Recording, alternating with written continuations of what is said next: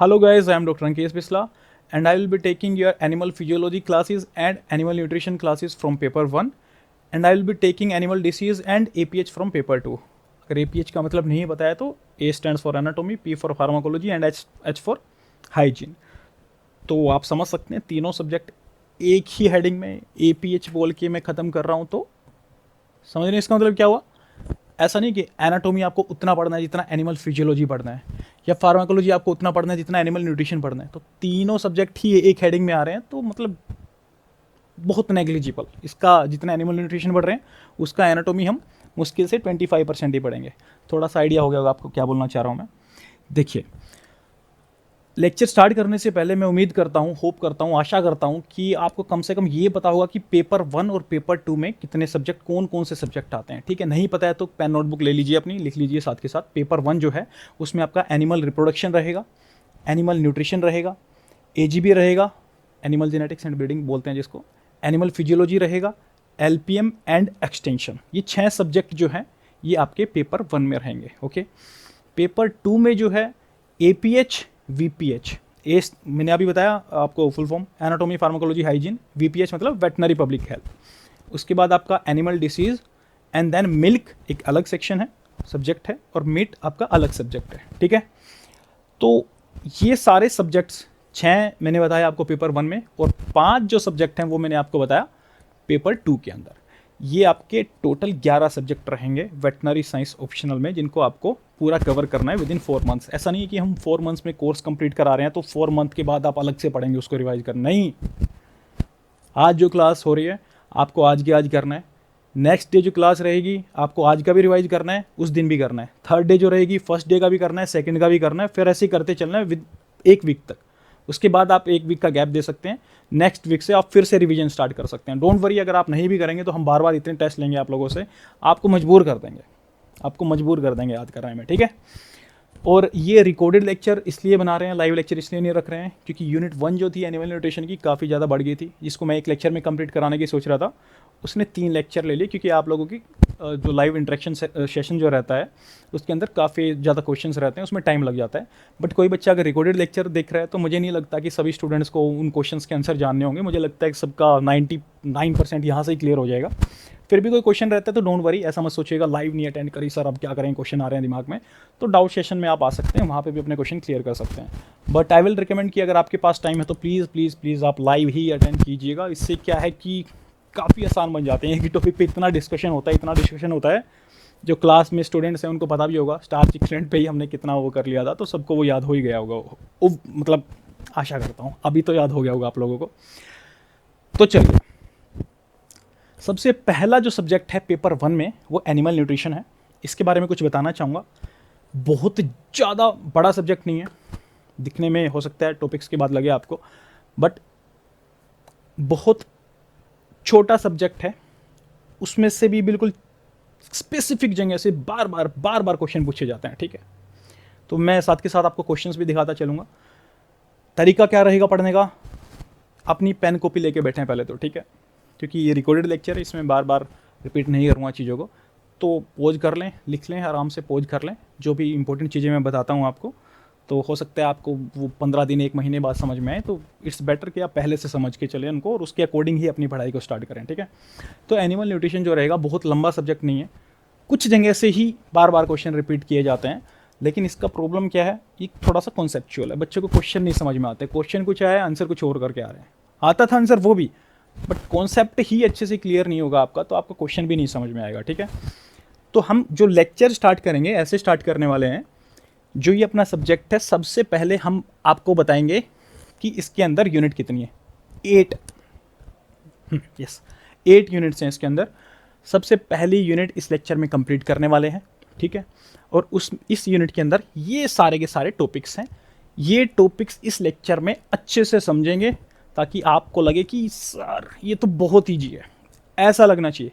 Try करूँगा कि ऐसे ही पढ़ाऊँ आप लोगों को कि बिल्कुल ये लगे कि सर ये बहुत ईजी है। ओके, लेक्चर स्टार्ट करने से पहले ये देखने के बाद फर्दर इनमें जाने से पहले, इनको समझने से पहले हम चेक करेंगे कि आखिरकार यहाँ से क्वेश्चन क्या आते हैं, ताकि जब मैं आपको पढ़ाऊँ तो आपको दिमाग में चल रहा हो, हाँ जी सर ये वाला क्वेश्चन इस टॉपिक से ऐसे बना था तो ऐसे आ सकता है, थोड़ा सा रहे।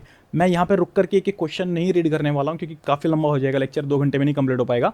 हाँ, बट मैं इतना कर सकता हूँ आप लोगों के लिए, आपके लिए नेक्स्ट स्लाइड ओपन करूँगा, आप चाहें तो स्क्रीनशॉट ले सकते हैं, अदरवाइज आपको नोट्स भी मिलेंगे, वहाँ से चेक कर सकते हैं। क्वेश्चंस आप देख लेना पहले, उसके बाद आगे का लेक्चर अटेंड करना, ठीक है। या फिर सिंपली इस वीडियो को पॉज करके कि आप ये जो क्वेश्चंस हैं इनको पॉज करके आप पढ़ सकते हैं, एक बार रीडिंग ले सकते हैं। चलिए, अब कितने टॉपिक हैं? 9 टॉपिक हैं। इन 9 में से भी मान के चलिए 5 तो डिफरेंस वाले हैं, मतलब वो तो ऐसे ख़त्म हो जाएंगे, ठीक है। तो मेन 4 ही टॉपिक बचे। पहला टॉपिक क्या है? Systems for expressing energy value of feeds. जो भी फीड है उसकी एनर्जी वैल्यू निकालने के लिए कौन से सिस्टम यूज करते हैं जो उसकी फीड की एनर्जी वैल्यू को एक्सप्रेस कर पाए। Systems for expressing energy value of feeds, मतलब क्या बोलना चाह रहे हैं, थोड़ा सा एक आइडिया दे रहा हूं ताकि पूरा लेक्चर फिनिश करने के बाद आप फिर से आके यहाँ पे देखिए, आपको क्लियर हो जाए, ओहो अच्छा इसका मतलब ये था। ये हेडिंग पढ़े, सारा लेक्चर फिनिश हो जाना चाहिए उसके बाद, ठीक है। Systems for expressing energy value of feeds. Systems क्या है? फीड एनिमल ने खाया, टोटल फीड की एनर्जी बाहर निकाल लेते हैं, ग्रोस एनर्जी बोलते हैं। एनिमल ने लिया, फीकल एनर्जी लॉस हुई तो उसको डाइजेस्टिबल एनर्जी बोल दिया। फर्दर उससे कुछ लॉस हुआ तो उसको मेटाबोलाइजेबल एनर्जी बोल दिया, और उसके बाद कुछ लॉस होता है उसमें से भी तो उसको हमने नेट एनर्जी बोल दिया। क्या क्या लॉसेस होते हैं डिटेल में पढ़ेंगे, डोंट वरी, बट यहाँ पे एक आइडिया मैं आपको देना चाह रहा हूँ कि आप क्या पढ़ेंगे आज के लेक्चर में। Partitioning of food energy within the animal. हमने क्या देखा था? ग्रोस एनर्जी फीड वाली, फिर digestible, metabolisable, then final net energy animal को मिल रही है। अब नेट एनर्जी मेंटेनेंस में और प्रोडक्शन में यूज की जाती है, ठीक है। तो वही ये बोलना चाह रहा है, जो फाइनल नेट एनर्जी मिली इसका पार्टीशन कैसे होगा, ठीक है। कहाँ पे? मेंटेनेंस में होता है और प्रोडक्शन में होता है। एनर्जी रिक्वायरमेंट हम यूनिट 2 में पढ़ेंगे तो वहाँ पे पूरा आप डिटेल में बता सकते हैं। एफसीएम का भी फार्मूला पढ़ाएंगे आपको, जो लैक्टेशन में है एनिमल, तो एफसीएम के लिए क्या फार्मूला होता है, कितनी एनर्जी चाहिए होती है पर लीटर ऑफ मिल्क, तो वो सारा का सारा एक्सप्लेन उधर करेंगे, तो वो वाले पॉइंट्स भी यहाँ पे आ जाएंगे। प्लस में जो systems for expressing energy value feeds हैं, इन सिस्टम्स को भी ये अगर पार्टीशनिंग ऑफ एनर्जी आता है तो वो भी डाल सकते हैं, बट मेन फोकस किधर रहेगा अपना? नेट एनर्जी को मेंटेनेंस और प्रोडक्शन में बांटने में, ठीक है। यहाँ पे ही मैं आपको क्लियर करता चल रहा हूँ। डायरेक्ट एंड इनडायरेक्ट कैलोरीमेट्री, इसको अच्छे से समझेंगे। कैलोरीमीटर क्या होता है? मीटर छोड़ो, कैलोरीमीटर छोड़ो, मीटर क्या होता है? जो मेजर करे किसी चीज़ को, और मीटर के आगे यहाँ पे क्या लिखा हुआ है? मैट्री लगा लीजिए, मीटर लगा लीजिए, क्या लिखा हुआ है? कैलोरी। कैलोरी का मतलब क्या होता है? एनर्जी।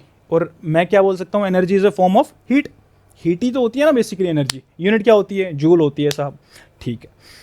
तो ये मीटर जो एनर्जी को यानी हीट को मेजर करे। हीट को क्यों मेजर कर रहे हैं बाद में पता लगेगा आपको, जब थोड़ा सा पढ़ेंगे, 15 मिनट आगे निकल जाएंगे। जब मेटाबोलाइजेबल एनर्जी से नेट एनर्जी निकालते हैं तो उसमें हीट लॉस होता है। वो हीट लॉस एनिमल की बॉडी से डिसिपिएट करता है, किस फॉर्म में? कन्वेक्शन, रेडिएशन, कंडक्शन, जिस भी फॉर्म में वो डिसिपिएट कर रहा है, उस एनिमल को हम रखते हैं किसमें? कैलोरीमीटर में, कैलोरीमीटर में, ठीक है। तो डायरेक्टली इससे हीट जाती है, तो डायरेक्ट जो हीट को मेजर कर लेते हैं वो करते हैं डायरेक्ट कैलोरीमीटर से। इनडायरेक्ट करते हैं, उसमें हीट मेजर नहीं करेंगे डायरेक्ट, उसमें रेस्पिरेटरी क्वोशिएंट देखते हैं, CO2 ऑक्सीजन कितना कंज्यूम किया, उस बेसिस पे थर्मल इक्विवेलेंट निकालेंगे, उनकी कैलोरीफिक वैल्यू जो होती है न्यूट्रिएंट्स की वो रखेंगे, वहाँ से हीट निकल के आएगी इनडायरेक्टली, जबकि डायरेक्ट में डायरेक्टली हीट मेजर कर रहे थे। जिसने पहले समझे भी होंगे लेक्चर, उसका यहाँ पे बिल्कुल क्लियर हो जाएगा। और यहाँ पे मैं इसलिए बता रहा हूँ, घबराने की ज़रूरत नहीं है। समझ में नहीं आ रहा था क्योंकि अभी तो मैंने समझाना शुरू ही नहीं किया है। अभी अगर किसी को समझ में आ जा रहा है तो समझ लेना बस तुम्हारी नैया पार है। अगर अभी भी समझ में आ रहा है किसी को गलती से, और नहीं समझ में आ रहा है तो डोंट वरी, अभी समझाना स्टार्ट नहीं किया अच्छे से, ठीक है। फिलहाल हम देख रहे हैं कि टॉपिक क्या है, क्या पढ़ने वाले हैं, हमारे जो प्रीशियस 2 आवर्स हैं वो किधर लगने वाले हैं, वो जानना जरूरी है एक बार, ठीक है। कार्बन नाइट्रोजन बैलेंस टेक्निक जो होती है वो कैसे होती है, उसमें देखते हैं कि कार्बन जितना लिया उसका बैलेंस कितना बचा लॉस होने के बाद, नाइट्रोजन का कितना बचा, कार्बन का। चलो अभी आप ऐसे समझे कि कुछ ऐसा है, नहीं समझ में आया, आप बोले कि नहीं सर नहीं समझ में आया, ठीक है, यहाँ पे समझ में आ जाएगा क्या मतलब है, उस पर आधा घंटा लगता है। कंपैरेटिव स्लोटर मेथड, इन दोनों को कंपैरिजन भी करेंगे, इनके बीच में हम डिफरेंस भी देखेंगे कार्बन नाइट्रोजन बैलेंस में और कंपैरेटिव स्लोटर मेथड में। देखिए ध्यान से अभी सुनिएगा, यहाँ पे जो मैं टाइम लगाता हूँ उस पर सबसे ज़्यादा फोकस होना चाहिए आपका, ठीक है। तो डिफरेंस देखेंगे, स्टार्च इक्विवेलेंट क्या होता है और नेट एनर्जी, उनकी डेफिनेशन बताएंगे, क्या क्या डिफरेंस होते हैं, कैसे मेजर करते हैं, यूनिट क्या होती है, कैलकुलेशन कैसे होती है, वो सारे डिफरेंस भी आ जाएंगे किसके? स्टार्च इक्विवेलेंट के और नेट एनर्जी के। मैंने आपको बताया था नेट एनर्जी कैसे निकल रही है, ग्रोस एनर्जी फीड की, फिर डाइजेस्टिबल, फिर मेटाबोलाइजेबल, फिर नेट फाइनल। ये क्या था? Systems for expression of energy value of feed. उसके बाद नेट एनर्जी से मेंटेनेंस प्रोडक्शन के लिए क्या, partitioning of energy within the animal. Net energy का पार्टीशन कर दिया किसमें, मेंटेनेंस में। अगर एनिमल प्रोडक्शन में है तो प्रोडक्शन में। प्रोडक्शन में कैसे हो सकता है, ग्रोविंग एनिमल है, वो ग्रो कर रहा है, ठीक है। या फिर प्रोडक्शन में वो कैसे हो सकता है, लैक्टेशन में है, लैक्टेशन में है तो मिल्क प्रोड्यूस कर रहा है, तो वो बेसिकली उसको भी प्रोडक्शन में मानते हैं। या फिर रिप्रोडक्शन अगर कर रहा है एनिमल, बेसिकली अगर सीमन जो है वो एआई के लिए सीमन कलेक्ट करते हैं, तो वो भी एक तरह से रिप्रोडक्शन में भी मेंटेनेंस प्लस रिप्रोडक्शन के लिए जो एनर्जी चाहिए वो सारा का सारा हम प्रोडक्शन हेडिंग के अंदर मान लेते हैं, ठीक है। तो हमने डिफरेंस भी देख, मतलब ये आपका क्लियर हो गया, सिस्टम्स वाला, पार्टीशन वाला। डायरेक्ट इनडायरेक्ट क्लोरीमीटर क्या होता है, carbon nitrogen balance and comparative slaughter method, इनके बीच का डिफरेंस भी देखेंगे, वो समझेंगे भी। स्टार्च इक्विवेलेंट नेट एनर्जी के बीच में डिफरेंस, उसके बाद मेटाबोलाइजेबल और डाइजेस्टिबल एनर्जी के बीच में डिफरेंस, एंड देन मेटाबोलाइजेबल एंड आपका नेट एनर्जी के बीच में डिफरेंस। और उसके बाद आपका आ जाएगा MFN एंड EUN, सबको पता होगा, metabolic faecal nitrogen and endogenous urine the nitrogen, okay. हाँ, ये डिफरेंस भी देख लेंगे डायरेक्ट और इनडायरेक्ट कैलोरीमीटर वाला। होपफुली ये यहाँ तक क्लियर है। ये क्वेश्चन का आप एक बार पिक्चर ले लीजिए, मैं साथ में एक बोतल पानी के लिए आता हूँ। तो एक दो क्वेश्चन आप रीड कर सकते हैं, बट मैं सजेस्ट करूँगा कि ये लेक्चर को पॉज कीजिएगा, ये क्वेश्चंस को आप अच्छे से रीड कीजिएगा, उसके बाद आप इसको फिर से रिज्यूम कीजिएगा लेक्चर को, ठीक है।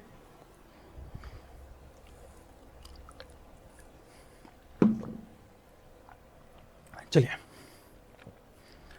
पढ़ लिया वही क्वेश्चन। अब अच्छा एक बात बताइए, मैंने आपको बताया हम देखेंगे systems for expression of energy value of feed, partitioning of energy within the animal, direct calorimeter, indirect calorimeter, difference इतने सारे देखेंगे, कंपैरेटिव स्लोटर मेथड देखेंगे, कार्बन नाइट्रोजन बैलेंस टेक्निक देखेंगे। ये आखिरकार सारे के सारे एक जगह पे क्यों लिखे हैं, एक यूनिट में क्यों पढ़ रहे हैं, मैं आपको बताता हूँ क्यों पढ़ रहे हैं। क्योंकि ये सबसे जो मोस्ट इंपॉर्टेंट चीज़ होती है ना, जो एनिमल को चाहिए होती है, वो निकालने के लिए काम आते हैं सारे के सारे मेथड। एक मैंने छोड़ दिया यहाँ पे, जो हम पढ़ाएंगे सबसे इंपॉर्टेंट भी है TDN।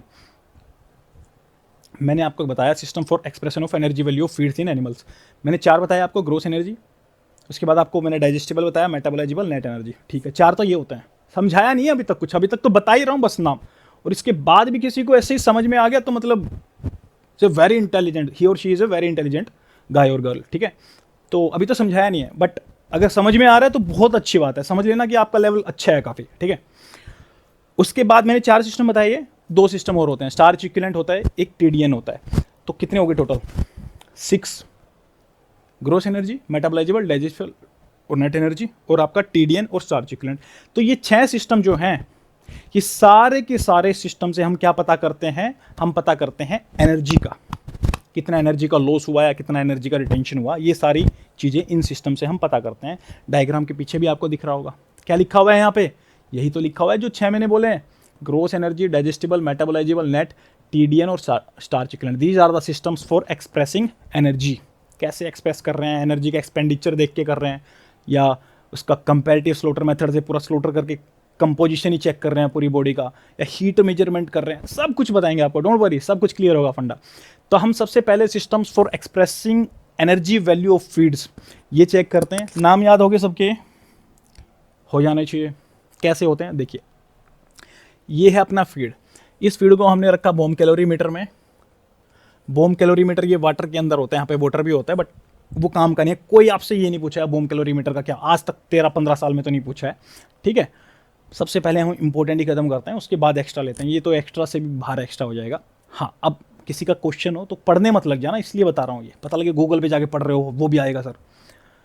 ये फीड है, बोम कैलोरीमीटर में रखा हमने, इसका कंबशन कर दिया पूरा, ठीक है। सारे जितने केमिकल बॉन्ड थे फीड के हमने सारे के सारे ब्रेक कर दिए, उससे हुई हीट रिलीज होने से यहाँ पे जो इसके पास में वाटर था उसका टेम्परेचर थोड़ा हाई होता है, उससे पता लग जाता है कि हीट इंक्रीमेंट कितना हुआ है, और इतना हीट इंक्रीमेंट हुआ है तो उससे हमें पता लग जाता है एनर्जी कितनी रिलीज हुई है, and that is gross energy. Gross बोले तो सब कुछ मिला के, ग्रोस बोले तो सब कुछ मिला करके, यानी सारे बॉन्ड तोड़ दिए फीड के हमने बोम कैलोरीमीटर के अंदर रख के।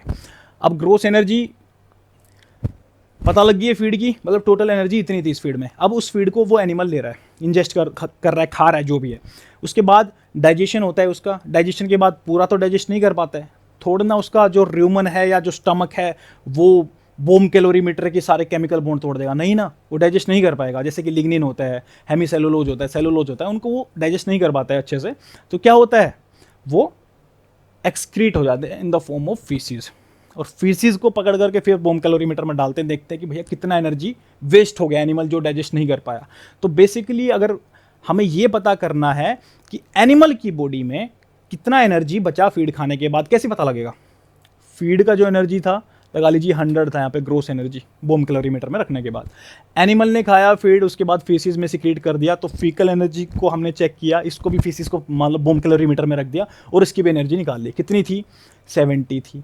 तो बेसिकली क्या डाइजेस्टिबल एनर्जी 30 ही बची कि नहीं बची? इतना नहीं होता, ज़्यादा बोल दिया मैंने, उल्टा कर लेना इसका 60-40 या 65-35 के आसपास रहता है, बट वो मैटर नहीं करता जब तक आपको समझ में आ रहा है, क्योंकि आपसे कोई वैल्यूज़ नहीं पूछेगा। ग्रोस एनर्जी का कुछ पार्ट डाइजेस्टिबल में आएगा कि नहीं आएगा, क्योंकि एनिमल पूरा डाइजेस्ट नहीं कर सकता है। तो जो भी लॉस होगा फीकल एनर्जी, हम इसको ग्रोस एनर्जी से माइनस करेंगे फीकल एनर्जी को, तो क्या निकल आएगा? Digestible energy. ठीक है, डाइजेस्टिबल एनर्जी में क्या किया हमने, बेसिकली जो डाइजेशन के बाद लॉसेज होते हैं फीसिस में, उनको हमने रिड्यूस कर दिया। कहाँ से? ग्रोस एनर्जी से। फंडा ठीक है, क्योंकि डायरेक्टली तो एनिमल की बॉडी में घुस के देख नहीं सकते हैं हम कि क्या है, बिना स्लोटर किए। ठीक है, तो इसलिए हम क्या करते हैं, ग्रोस एनर्जी चेक कर ली फीड की, और जो फीसिस में उसने रिलीज किया वेस्ट वो चेक कर लिया, तो जो बचा इसमें से, ये फीकल को इसमें से रिड्यूस करेंगे तो जो बचा वो एनिमल की बॉडी में रहा।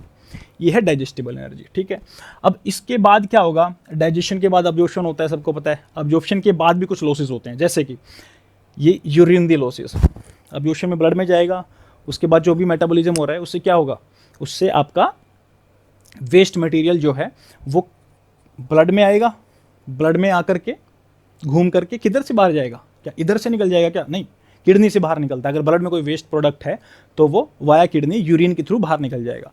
तो जो भी अब्जॉर्प्शन हुआ उसके बाद जो वेस्ट मटेरियल था वो यूरिन दी एनर्जी की फॉर्म में बाहर आया। अब कैसे कैलकुलेट करेंगे? यूरिन को भी 24 आवर तक उसके सैंपल कलेक्ट करेंगे और उसको बोम कैलोरीमीटर में डालेंगे और चेक कर लेंगे। दूसरा तरीका भी होता है, बट अपन यूपीएससी की तैयारी कर रहे हैं, कोई पीएचडी नहीं कर रहे हैं कि उसके अंदर पूरा वो देखें 1 ग्राम नाइट्रोजन होता है तो कितना एनर्जी मिलेगा, वो देखने की जरूरत नहीं है। सिंपली बोलो यूरिन एनर्जी भी बोम कैलोरीमीटर से कैलकुलेट कर लेंगे, हो जाती है, सच में हो जाती है, मजाक मत समझना। ठीक है, हाँ जी। और दूसरा लॉस क्या होता है? गैसियस लॉस होता है। अब यहाँ पे इंपॉर्टेंट क्वेश्चन बनता है, ध्यान से सुनिएगा, अपनी पेन कॉपी लेके बैठे हैं तो उसको लिख भी लीजिएगा। क्वेश्चन आता है कि रूमिनेंट में और मोनोगेस्ट्रिक एनिमल्स में आप डिफरेंस बताइए। उनके जो सिस्टम्स रहते हैं energy for expression of energy value of feeds, जो एनर्जी वैल्यू को हम बताते हैं, एक्सप्रेस करते हैं सिस्टम से, वो मोनोगेस्ट्रिक में और रूमिनेंट में कैसे अलग है। 2 पॉइंट्स हैं बस, उनको लिख लो अच्छे से, सिर्फ 2 पॉइंट।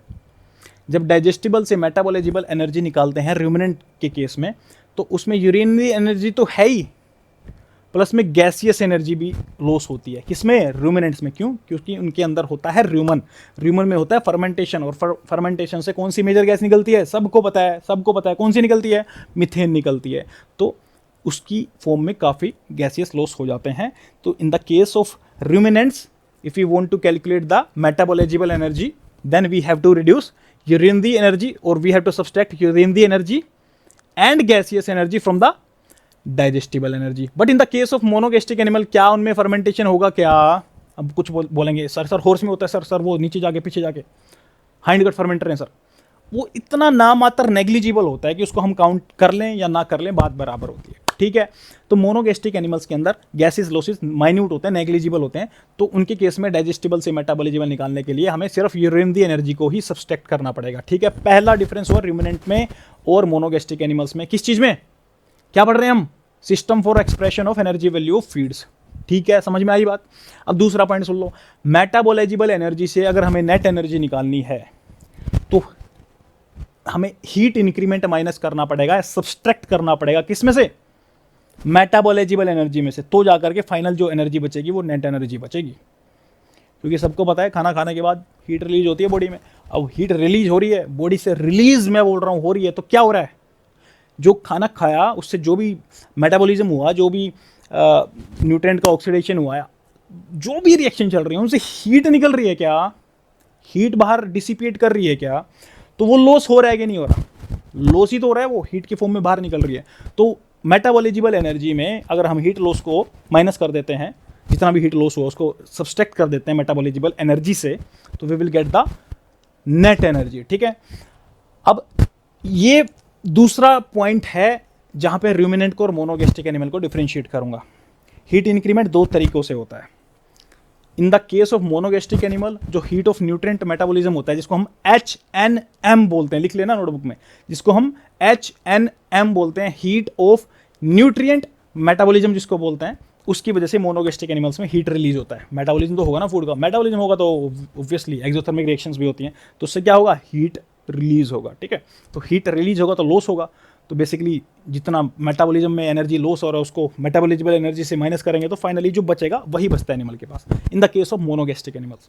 रूमिनेंट्स में HNM तो है ही, अरे फूड का मेटाबॉलिज्म तो रूमिनेंट्स में भी होगा ना, थोड़ा ना वो कोई नॉन लिविंग थिंग है, हमारी तरह सभी लिविंग है। तो मोनोगैस्ट्रिक हो या रूमिनेंट हो, दोनों में ही हीट ऑफ न्यूट्रिएंट मेटाबॉलिज्म तो होगा ही होगा, वो तो लॉस होगा ही होगा। But in the case of ruminants, मैंने आपको क्या बताया, डिफरेंस क्या है रूमिनेंट्स में और मोनोगैस्ट्रिक में, सबसे मेन रूमन होता है उनमें। तो सबसे पहले जो गैसेस लॉस हुआ था वो भी रूमन में हुआ था, क्यों हुआ था, फर्मेंटेशन की वजह से हुआ था, गैस रिलीज हो रही थी। अब दूसरा पॉइंट भी वहाँ सही है, रूमन है रूमिनेंट्स में तो वहाँ पे फर्मेंटेशन हो रहा है, वहाँ तक बराबर चल रही हैं बातें। अब वहाँ पे हमने गैसेस का लॉस बोला था, हम यहाँ पे बोलेंगे फर्मेंटेशन की वजह से हीट का भी लॉस होता है। तो दो पॉइंट आए कि नहीं आए, नेट मेटाबॉलिजिबल से नेट एनर्जी हमें निकालनी है, तो in the case of monogastric animals we will subtract heat of nutrient metabolism only. ठीक है, मेटाबॉलिजिबल एनर्जी से हीट ऑफ न्यूट्रिएंट मेटाबॉलिज्म हम सब्सट्रैक्ट करेंगे तो we will get net energy for monogastric animals.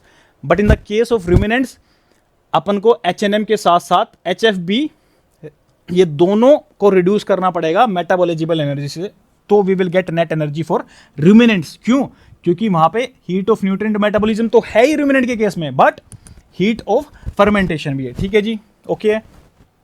Net energy किस में होगी फिर फर्दर डिवाइड, मेंटेनेंस तो सब में चाहिए ही चाहिए, दिल सबका धड़कता है, सांस सभी लेते हैं, तो ये बेसिक जो BMR होती है, बेसल मेटाबॉलिक रेट होती है, ये भी सबकी चलती है। ठीक है, कोई ग्रो कर रहा हो ना कर रहा हो, सांस तो लेना है सबको, हार्ट बीट सबकी होगी कि नहीं होगी, BMR जो है नॉर्मल प्रोसेस चल रहा है वो तो होगा ना, ब्लड तो सर्कुलेट होगा ना बॉडी के अंदर, तो वो तो सबको चाहिए ही चाहिए।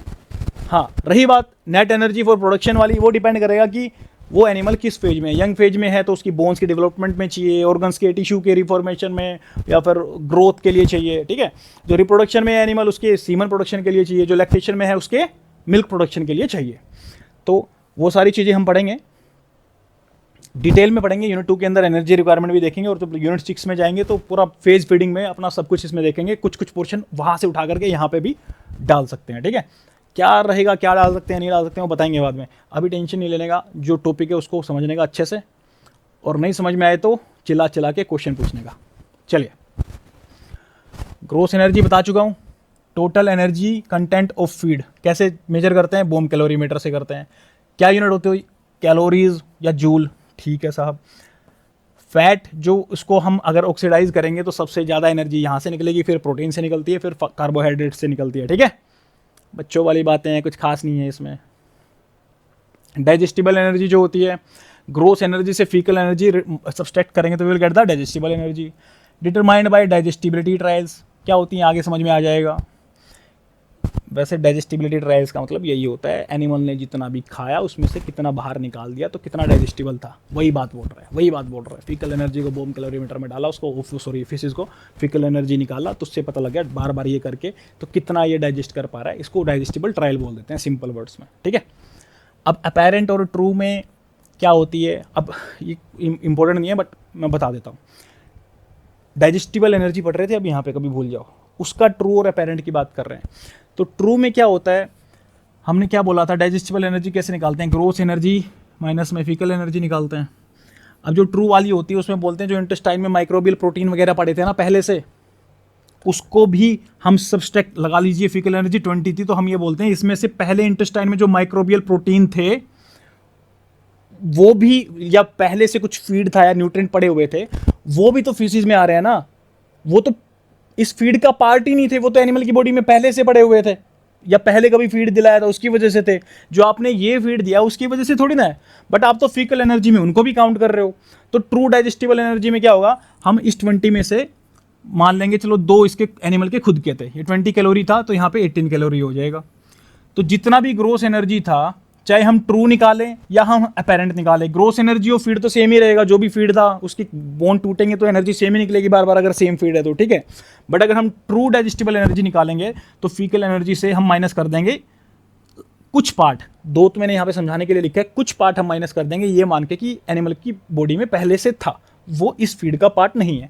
तो जो भी यहाँ पे लगा लीजिए ट्रू की हम बात कर रहे हैं, ट्रू डाइजेस्टिबल एनर्जी की बात कर रहे हैं, ठीक है। और ये है यहाँ पे अपेरेंट डाइजेस्टिबल एनर्जी। अपेरेंट में सब कुछ ले लेते हैं, जो फीसिस टोटल होती है हम बोल देते हैं कि चलो ठीक है इसी एनिमल का है। अब एक बात बताओ, ग्रोस एनर्जी ट्रू में भी सेम है और अपेरेंट में भी सेम है। ट्रू डाइजेस्टिबल एनर्जी में ग्रोस एनर्जी सेम है और अपेरेंट डाइजेस्टिबल एनर्जी में भी ग्रोस एनर्जी तो सेम ही है। डिफरेंस किस बात पे पड़ रहा है? इस बात पे पड़ रहा है, ट्रू वाली में जो फीकल एनर्जी होती है उसमें से हम कुछ पार्ट रिड्यूस कर देते हैं ये मान के कि एनिमल की बॉडी में होगा। तो अब ये बताओ ट्रू डाइजेस्टिबल एनर्जी की वैल्यू ज़्यादा होगी या अपेरेंट डाइजेस्टिबल एनर्जी की? सोच लो, मैं थोड़ा पानी पे लेता हूँ, सोच लो, अभी आंसर बताता हूँ इसका।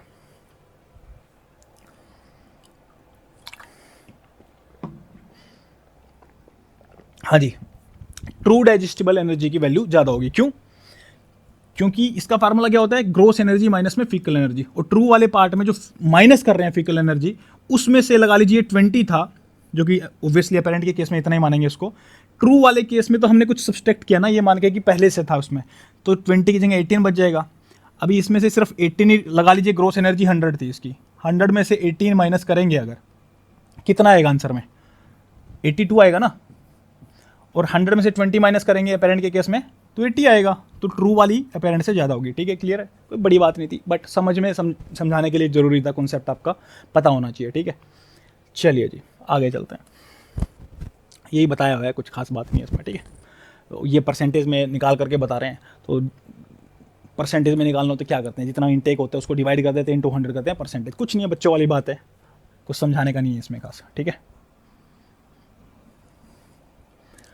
मेटाबोलाइजेबल एनर्जी की बात करें तो पढ़ चुके हैं, इसमें भी कुछ एक फार्मूला आपको ध्यान रखना पड़ेगा, इसको रट लेना। जो डाइजेस्टिबल एनर्जी होती है ना, उसको हम मल्टीप्लाई करेंगे 0.82 से, तो we will get metabolisable energy.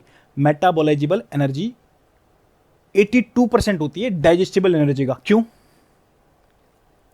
अभी अगर आंसर नहीं आपको आया तो इसका मतलब ये है कि लेक्चर देखने के बाद आपको फिर से पढ़ना पड़ेगा अच्छे से। आपका दिमाग इतना तेज नहीं है कि चीज़ों को याद रख के लिंक कर पा रहा है। अभी अगर लिंक नहीं कर पा रहा है तो डोंट वरी, ये देख के आप पढ़ोगे जब, बिल्कुल एक एक चीज़ आपको सेट हो जाएगी, ठीक है। तो हमने देखा था डाइजेस्टिबल एनर्जी से अगर मेटाबोलाइजेबल एनर्जी अगर हमें निकालनी है तो we will subtract urine the energy and, और क्या माइनस किया था हमने? सोचो सोचो थोड़ा सा। अभी वैसे रिकॉर्डेड में मेरे को बोलना नहीं चाहिए ऐसा, बट स्टिल मैं चाहता हूँ कि थोड़ा सा ब्रेक लगाएं, अपने दिमाग को शांत रखें, सोचें। डाइजेस्टिबल एनर्जी से मेटाबोलाइजेबल एनर्जी निकाल रहे हैं तो एक बात तो पक्की है कि मेटाबोलाइजेबल एनर्जी डाइजेस्टिबल एनर्जी से कम ही होगी। कितनी कम होगी वो भी मैं बता चुका हूं यहाँ पे। ये देखो 0.82 से मल्टीप्लाई कर रहे हैं तो क्या मतलब है उसका कि वो उसका 82% पार्ट ही बचता है, यानी कि 18% पार्ट डाइजेस्टिबल का लॉस हो गया। कहां पे लॉस हुआ? यूरिनरी के अंदर लॉस हुआ कि नहीं हुआ? हुआ in the case of monogastric animal, और in the case of ruminant urinary के अंदर तो लॉस हुआ ही, प्लस में गैसेस की फॉर्म में भी लॉस हुआ। और बचा कितना? जितना डाइजेस्टिबल एनर्जी था उसका 82%। 82% किसी चीज का कैसे निकालते हैं? उसको हम मल्टीप्लाई कर देते हैं सिंपली। अगर किसी का 82% निकालना है तो 82 डिवाइडेड बाई 100, या इसको सिंपली मल्टीप्लाई कर सकते हैं इस वैल्यू को 0.82 से, एक ही बात है, ठीक है, क्लियर है। बस इतनी सी बात बोलना चाह रहा था, ये डाटा याद कर लेना। अगर आपको मेटाबोलाइजेबल एनर्जी निकालनी है और डाइजेस्टिबल एनर्जी दी गई है तो you have to multiply digestible energy by 0.82, या मैं सीधा बोलूँ डाइजेस्टिबल एनर्जी का 82% होता है मेटाबोलाइजेबल एनर्जी। बात खत्म, सिंपल सी बात। क्यों? क्योंकि लॉसेस होते हैं किसकी फॉर्म में? यूरिनरी एनर्जी की, वो सब्सट्रैक्ट करते हैं डाइजेस्टिबल से, प्लस में और क्या करते हैं? र्यूमन होता है उसमें फर्मेंटेशन होता है, जो गैसियस लॉस होता है वो भी माइनस करते हैं। In the case of ruminant gaseous plus urinary, monogastric में सिर्फ यूरेनरी लॉसेस को माइनस किया जाता है, ठीक है जी। हीट इंक्रीमेंट की बात कर लेते हैं। बात क्या करनी है, बात खत्म ही कर चुके हैं अपन। यही दो चीज़ें हैं, HNM और HF, ये भी बोल देते हैं। जो हीट प्रोडक्शन होता है, जो मस्कुलर एक्टिविटीज़ होती हैं, वो अलग अलग एनिमल में डिपेंड करता है। ये इतना इंपॉर्टेंट नहीं है, चाहो तो इसको छोड़ सकते हो, ना भी लिख के होगा तो कोई बड़ी बात नहीं है। लेकिन जब डाइजेस्ट होता है खाना तो कुछ मस्कुलर एक्टिविटी होती है, और मस्कुलर मसल्स में कॉन्ट्रैक्शन होगा तो क्या होगा, उससे भी थोड़ी सी हीट जनरेट होती है, उसको भी लॉसेज में हम काउंट कर लेते हैं। बट जो मेजर होता है वो HNM और HF ही होता है, ठीक है, कन्फ्यूज होने की जरूरत नहीं ज़्यादा। अब आ जाओ नेट एनर्जी के ऊपर। अब नेट एनर्जी कैसे निकली थी, जो total energy of the feed थी उससे हमने फीकल एनर्जी को माइनस किया था कि नहीं किया था, फिर उसमें से यूरिनरी एनर्जी, फिर उसमें से हमने हीट इंक्रीमेंट को माइनस कर दिया, तो फाइनली हमारा आया लास्ट में जा करके नेट एनर्जी। बात समझ में आई कि नहीं आई? चलो नहीं आई तो बता देता हूँ। ग्रोथ एनर्जी से फीकल एनर्जी माइनस करोगे तो क्या आया था, डाइजेस्टिबल एनर्जी। अब डाइजेस्टिबल एनर्जी से यूरिनरी एनर्जी को माइनस किया था तो क्या आया था, मेटाबोलाइजेबल एनर्जी। अब मेटाबोलाइजेबल एनर्जी से हीट इंक्रीमेंट अगर माइनस किया था तो क्या आया था, नेट एनर्जी आया था। तो बेसिकली ये एक साथ ही माइनस करके यहाँ पे दिखा दिए हैं। ठीक है, फंडा क्लियर है, कोई बड़ी बात नहीं है। अब आप बोलोगे अरे सर एक मिनट रुको, ये तो सिर्फ यूरिनरी एनर्जी माइनस किया है, इसमें से आपने वो आपने छोड़ दिया गैसेस वाला। ठीक है ना, यहाँ पे फार्मूला बोल रहे हैं, थोड़ा ना सारी राम कथा लिखेंगे, सिंप्लिसिटी के लिए ये लिख दिया है। ठीक है, इन द रूमिनेंट के अंदर फार्मूला कैसे चेंज होगा, मोनोगेस्टिक में कैसे चेंज होगा, वो मैंने बता दिया। रूमिनेंट के अंदर लॉसेस थोड़े ज़्यादा होते हैं, किसकी वजह से, क्योंकि उनमें रूमन है, रूमन में फर्मेंटेशन में गैस का भी माइनस करना पड़ता है अपने को, और जो हीट इंक्रीमेंट है उसके अंदर हमें हीट ऑफ फर्मेंटेशन से जो हीट लॉस हो रही है उसको माइनस करना पड़ता है। ये दो डिफरेंस होते हैं मोनोगेस्टिक में और रूमिनेंट्स में। क्लियर है फंडा? तो हम क्या पढ़ रहे थे, भूल गए होगे, आई एम श्योर भूल गए होगे। ये हम पढ़ रहे थे systems for expression of energy value of feeds. ठीक है, एनर्जी वैल्यू जो फीड की रहती है उसको एक्सप्रेस करने के लिए कौन से सिस्टम यूज करते हैं, कौन से कर रहे हैं सिस्टम यूज, ग्रोस एनर्जी, फिर डाइजेस्टिबल, फिर मेटाबोलाइजेबल, फिर नेट एनर्जी। और जो नेट एनर्जी है उसका हम क्या करेंगे, सेकंड टॉपिक पे आ जाओ। अब सेकंड टॉपिक आ चुका है, partitioning of energy within the animal. किसका पार्टीशन करेंगे, जो एनिमल के पास फाइनली सभी लॉसेस के बाद एनर्जी है उसी का तो पार्टीशन करेंगे ना। और वो कौन सी एनर्जी है जो सभी लॉसेस के बाद एनिमल के पास बचती है, दैट इज नेट एनर्जी। तो उसको हम मेंटेनेंस में और उसको हम प्रोडक्शन में यूज करेंगे। क्या मेंटेनेंस में क्या क्या आता है, हार्ट बीट हो रही है, सांस ले रहा हूँ। ठीक है, तो डिपेंड ही नहीं कर रहा है, ये तो सारे एनिमल्स करेंगे, उतना तो मिनिमम चाहिए ही चाहिए। बीएमआर जो बेसल मेटाबॉलिक रेट है उसके लिए तो मिनिमम चाहिए, और प्रोडक्शन के लिए वो डिपेंड करता है कितनी एनर्जी चाहिएगी कि एनिमल किस फेज में है या एनिमल किस एज में है। अब एज का मतलब छोटा है तो ग्रोथ के लिए चाहिए, बड़ा है तो अगर मेल है तो रिप्रोडक्शन के लिए उसको एआई करते हैं उसके लिए सीमन कलेक्शन करना होता है ना, तो वहाँ पे मेल को चाहिए, फीमेल को लैक्टेशन के लिए चाहिए। तो मैंने आपको बता दिया पूरा एज के हिसाब से भी और आपको जेंडर के हिसाब से भी, और फेज की मैं बात बता देता हूँ आपको। अगर एनिमल फीमेल है, अगर लैक्टेशन में है तो ऑब्वियसली ज़्यादा एनर्जी चाहिएगी इसको प्रोडक्शन में, और नहीं है या पीक लैक्टेशन में नहीं है तो कम चाहिएगी, और ड्राई पीरियड में है तो फिर तो मेंटेनेंस के लिए चाहिए, प्रोडक्शन के लिए नहीं चाहिए। एक आइडिया हुआ आपको मेंटेनेंस और प्रोडक्शन में क्या बोलना चाह रहा हूँ। मेंटेनेंस तो सबको ही चाहिए होती है, प्रोडक्शन कितनी किसको चाहिए कि वो डिपेंड करेगा एनिमल की क्या एज है, एनिमल की क्या फेज है, किस फेज में एनिमल है, किस एज में एनिमल है, या किस जेंडर की हम बात कर रहे हैं। ठीक है, एज और फेज याद रख लेना, समझ में आ जाएगी बात।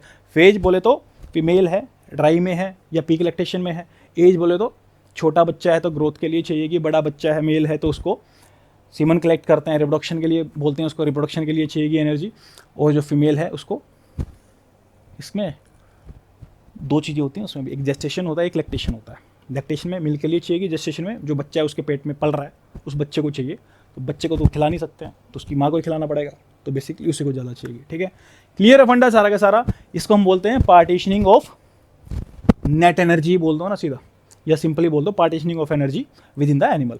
बेसिकली जो नेट एनर्जी एनिमल को मिली इसको पार्टीशन कैसे कर रहे हैं। अब बोलोगे सर ये तो छोटा सा मेंटेनेंस प्रोडक्शन हो गया खत्म, सब लिखेंगे ना उसमें एनर्जी रिक्वायरमेंट, एफसीएम कैसे निकलता है, मिल्क होगा तो उसके बारे में बताएंगे। आगे यूनिट 6 में फेज फीडिंग पढ़ेंगे, उसमें बिल्कुल क्लियर होगा, और ज़्यादा ऐड करेंगे इसमें।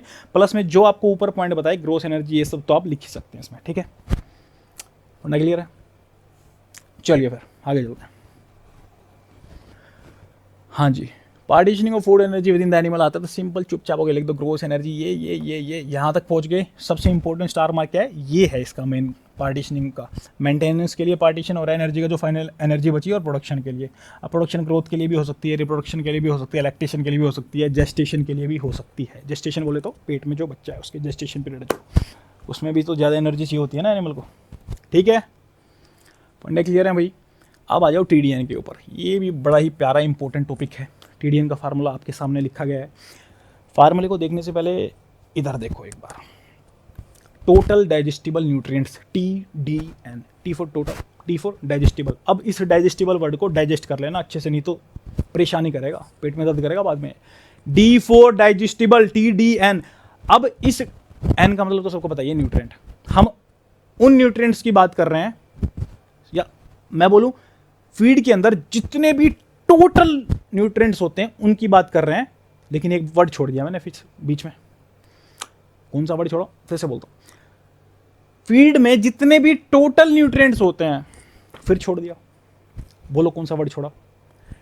डी वर्ड छोड़ दिया, डाइजेस्टिबल। फीड में जितने भी टोटल डाइजेस्टिबल न्यूट्रिएंट्स होते हैं, ये बहुत इंपॉर्टेंट वर्ड है, इसको याद रख लेना आप। मैं गहराई में घुस के 2 घंटे बात कर सकता हूं इसके ऊपर, लेकिन इसको सिंपली आप हमेशा याद रखना। इसका रीजन है कि मैं बताऊंगा आपको, फार्मूला में, क्वेश्चंस में, कैलकुलेशन में, ऑब्जेक्टिव में, सब्जेक्टिव में, सब जगह ये इंपॉर्टेंट वर्ड बन जाता है काफी, ठीक है। क्योंकि हम फीड के अंदर जो न्यूट्रिएंट हैं उनकी बात नहीं करते, चाहे न्यूट्रिएंट किसी फीड के अंदर 70% भी हो, फैट 70% भी है, डजेंट मैटर। हम बात करेंगे उसमें से काम का कितना है, और काम से मेरा मतलब क्या है, नाच के थोड़ा ना दिखाएगा ये। काम से मेरा मतलब है ये 70% फीड में तो है, लेकिन एनिमल की बॉडी में कितना बचता है, रिटेन करता है, वो किस बात पे डिपेंड करता है? डाइजेस्टिबिलिटी पे डिपेंड करता है कि इस पर्टिकुलर न्यूट्रिएंट की डाइजेस्टिबिलिटी कितनी है। अब मान के चलिए एनिमल की बॉडी में 10% ये डाइजेस्ट हो पाता है, तो समझ रहे मेरी बात? अगर लगा लीजिए 70 ग्राम प्रोटीन है और इसकी डाइजेस्टिबिलिटी 10% है, तो 7 ग्राम ही एनिमल की बॉडी में रुकेगा। और टीडीएन की जो टोटल डाइजेस्टिबल न्यूट्रिएंट में प्रोटीन को लेंगे ना, फीड में तो 70 ग्राम था, बट इस फार्मूले में टोटल न्यूट्रिएंट्स नहीं बोल रहा है, ये क्या बोल रहा है? टोटल डाइजेस्टिबल, यानी कि ये 7 ग्राम प्रोटीन उसको मिलेगा। ऐसा ही बाकी सब में हम चेक कर सकते हैं, ठीक है। अब दूसरा क्वेश्चन, डाउट क्या आता है, टीडीएन क्या क्या है सर, ये मतलब क्यों पढ़ रहे हैं इसको, क्या क्या है, क्या ये एनर्जी के लिए पढ़ रहे हैं? बोलोगे सर इसमें प्रोटीन की बातें कर रहे हैं, इसमें ईथर एक्सट्रैक्ट लिखा हुआ है, जिसको हमें पता है ईथर एक्सट्रैक्ट का मतलब फैट होता है, उससे फैट निकलता है। फैट की बात कर रहे हैं, प्रोटीन की बात कर रहे हैं, आप तो अलग ही बोल रहे हो एनर्जी। कहाँ से एनर्जी आ गई इसमें? चलो बताता हूँ कहाँ से आ गई एनर्जी। ये जो है टीडीएन परसेंटेज में सर कैसे कर रहे हैं, आपने परसेंटेज की बात नहीं करी। एनिमल को 100 kg फीड खिलाते हैं, क्या खिलाते हैं? 100 kg फीड खिलाते हैं, उसमें से हम टोटल डाइजेस्टिबल न्यूट्रिएंट्स को कैलकुलेट करते हैं बाय वेट और उनको एडअप कर देते हैं, दैट्स इट। एनर्जी वैल्यू आ जाती है, उनको सिंपली हम कैलोरीफिक वैल्यू से मल्टीप्लाई कर देंगे तो एनर्जी वैल्यू उसका जो एनर्जी वैल्यू आ जाएंगे, ठीक है।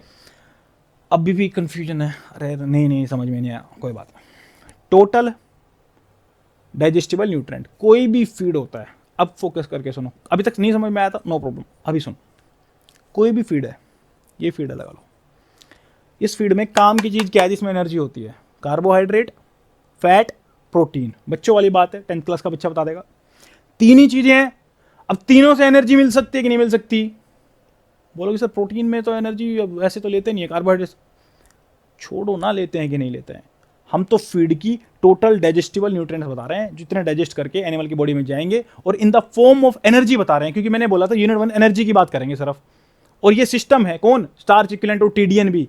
कौन सा system? For expression of energy value of feeds. तो हमें एनर्जी की बात करनी है साहब, प्रोटीन हो कुछ हो, हमें तो ये देखना है कि ओवरऑल डाइजेस्टिबल सारे के सारे कितने हैं, और उसको बाद में एनर्जी में कन्वर्ट कर देना है। अब आप बोलोगे तो फिर ये फैट और प्रोटीन जो आपने लिखा है, ये तो कार्बोहाइड्रेट के बराबर थोड़ा ना एनर्जी देते हैं, इनका तो अलग से करना चाहिए आपको। चलो अलग से कर देते हैं। अब कार्बोहाइड्रेट जो है ना, ध्यान से सोचने की बात यह है, प्रोटीन को तो सीधा प्रोटीन बोल देते हैं, इसमें डाइजेस्टिबल क्रूड बोलते हैं उसको। क्रूड बोलने का भी एक रीजन है, बट रीजन चलो बता देता हूँ। जो प्रोटीन है हम मानते हैं 16% नाइट्रोजन होती है, तो बेसिकली अगर हमें ये पता है नाइट्रोजन इतनी है, तो अपन उस नाइट्रोजन को, अगर 10 ग्राम नाइट्रोजन है और हम ये मान के चले सारी नाइट्रोजन से ही प्रोटीन बन रहा है, और हमें ये पता है कि 16% नाइट्रोजन प्रोटीन में होती है, तो टोटल अगर प्रोटीन की वैल्यू निकालनी है इस 10 ग्राम नाइट्रोजन से, तो हम क्या करेंगे? 100/16 से इसको मल्टीप्लाई कर देंगे। 6.25 से भी कर सकते हैं, समझाने के लिए बोल दिया 100/16, ठीक है। तो कितना एनर्जी आ जाएगा इसका? 62.5 ग्राम प्रोटीन। ये 60, अगर 10 ग्राम नाइट्रोजन है तो इससे 62.5 ग्राम क्या आ रहा है? प्रोटीन आ रहा है, ठीक है। अब उस चीज़ को छोड़ दो, इंपॉर्टेंट नहीं है। कार्बन नाइट्रोजन बैलेंस में अच्छे से डिटेल में पढ़ेंगे इसको। टीडीएन में फिर से बोलता हूँ, क्यों बोल रहा हूँ बार बार, आप बोलोगे अरे सर समझ में आ गया इतना क्यों? क्वेश्चंस अगर आपने पढ़े हैं तो ये बात नहीं बोलोगे। अगर पहली स्लाइड में बोला ना पोज करो, क्वेश्चन पढ़ लो, इतने क्वेश्चन बन के आए हैं टीडीएन से, तो बोलना जरूरी है इधर। यहाँ पे सबसे ज़्यादा एनर्जी में लगा रहा हूँ, क्योंकि क्वेश्चन सबसे ज़्यादा यहाँ से पूछे गए, ठीक है।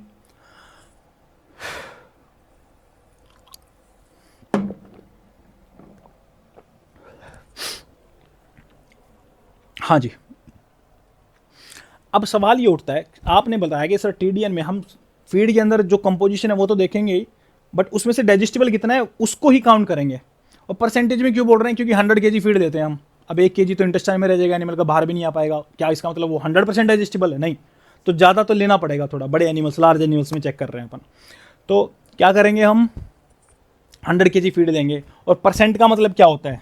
परसेंट का मतलब क्या होता है आप सबको पता है। सेंट का मतलब क्या होता है?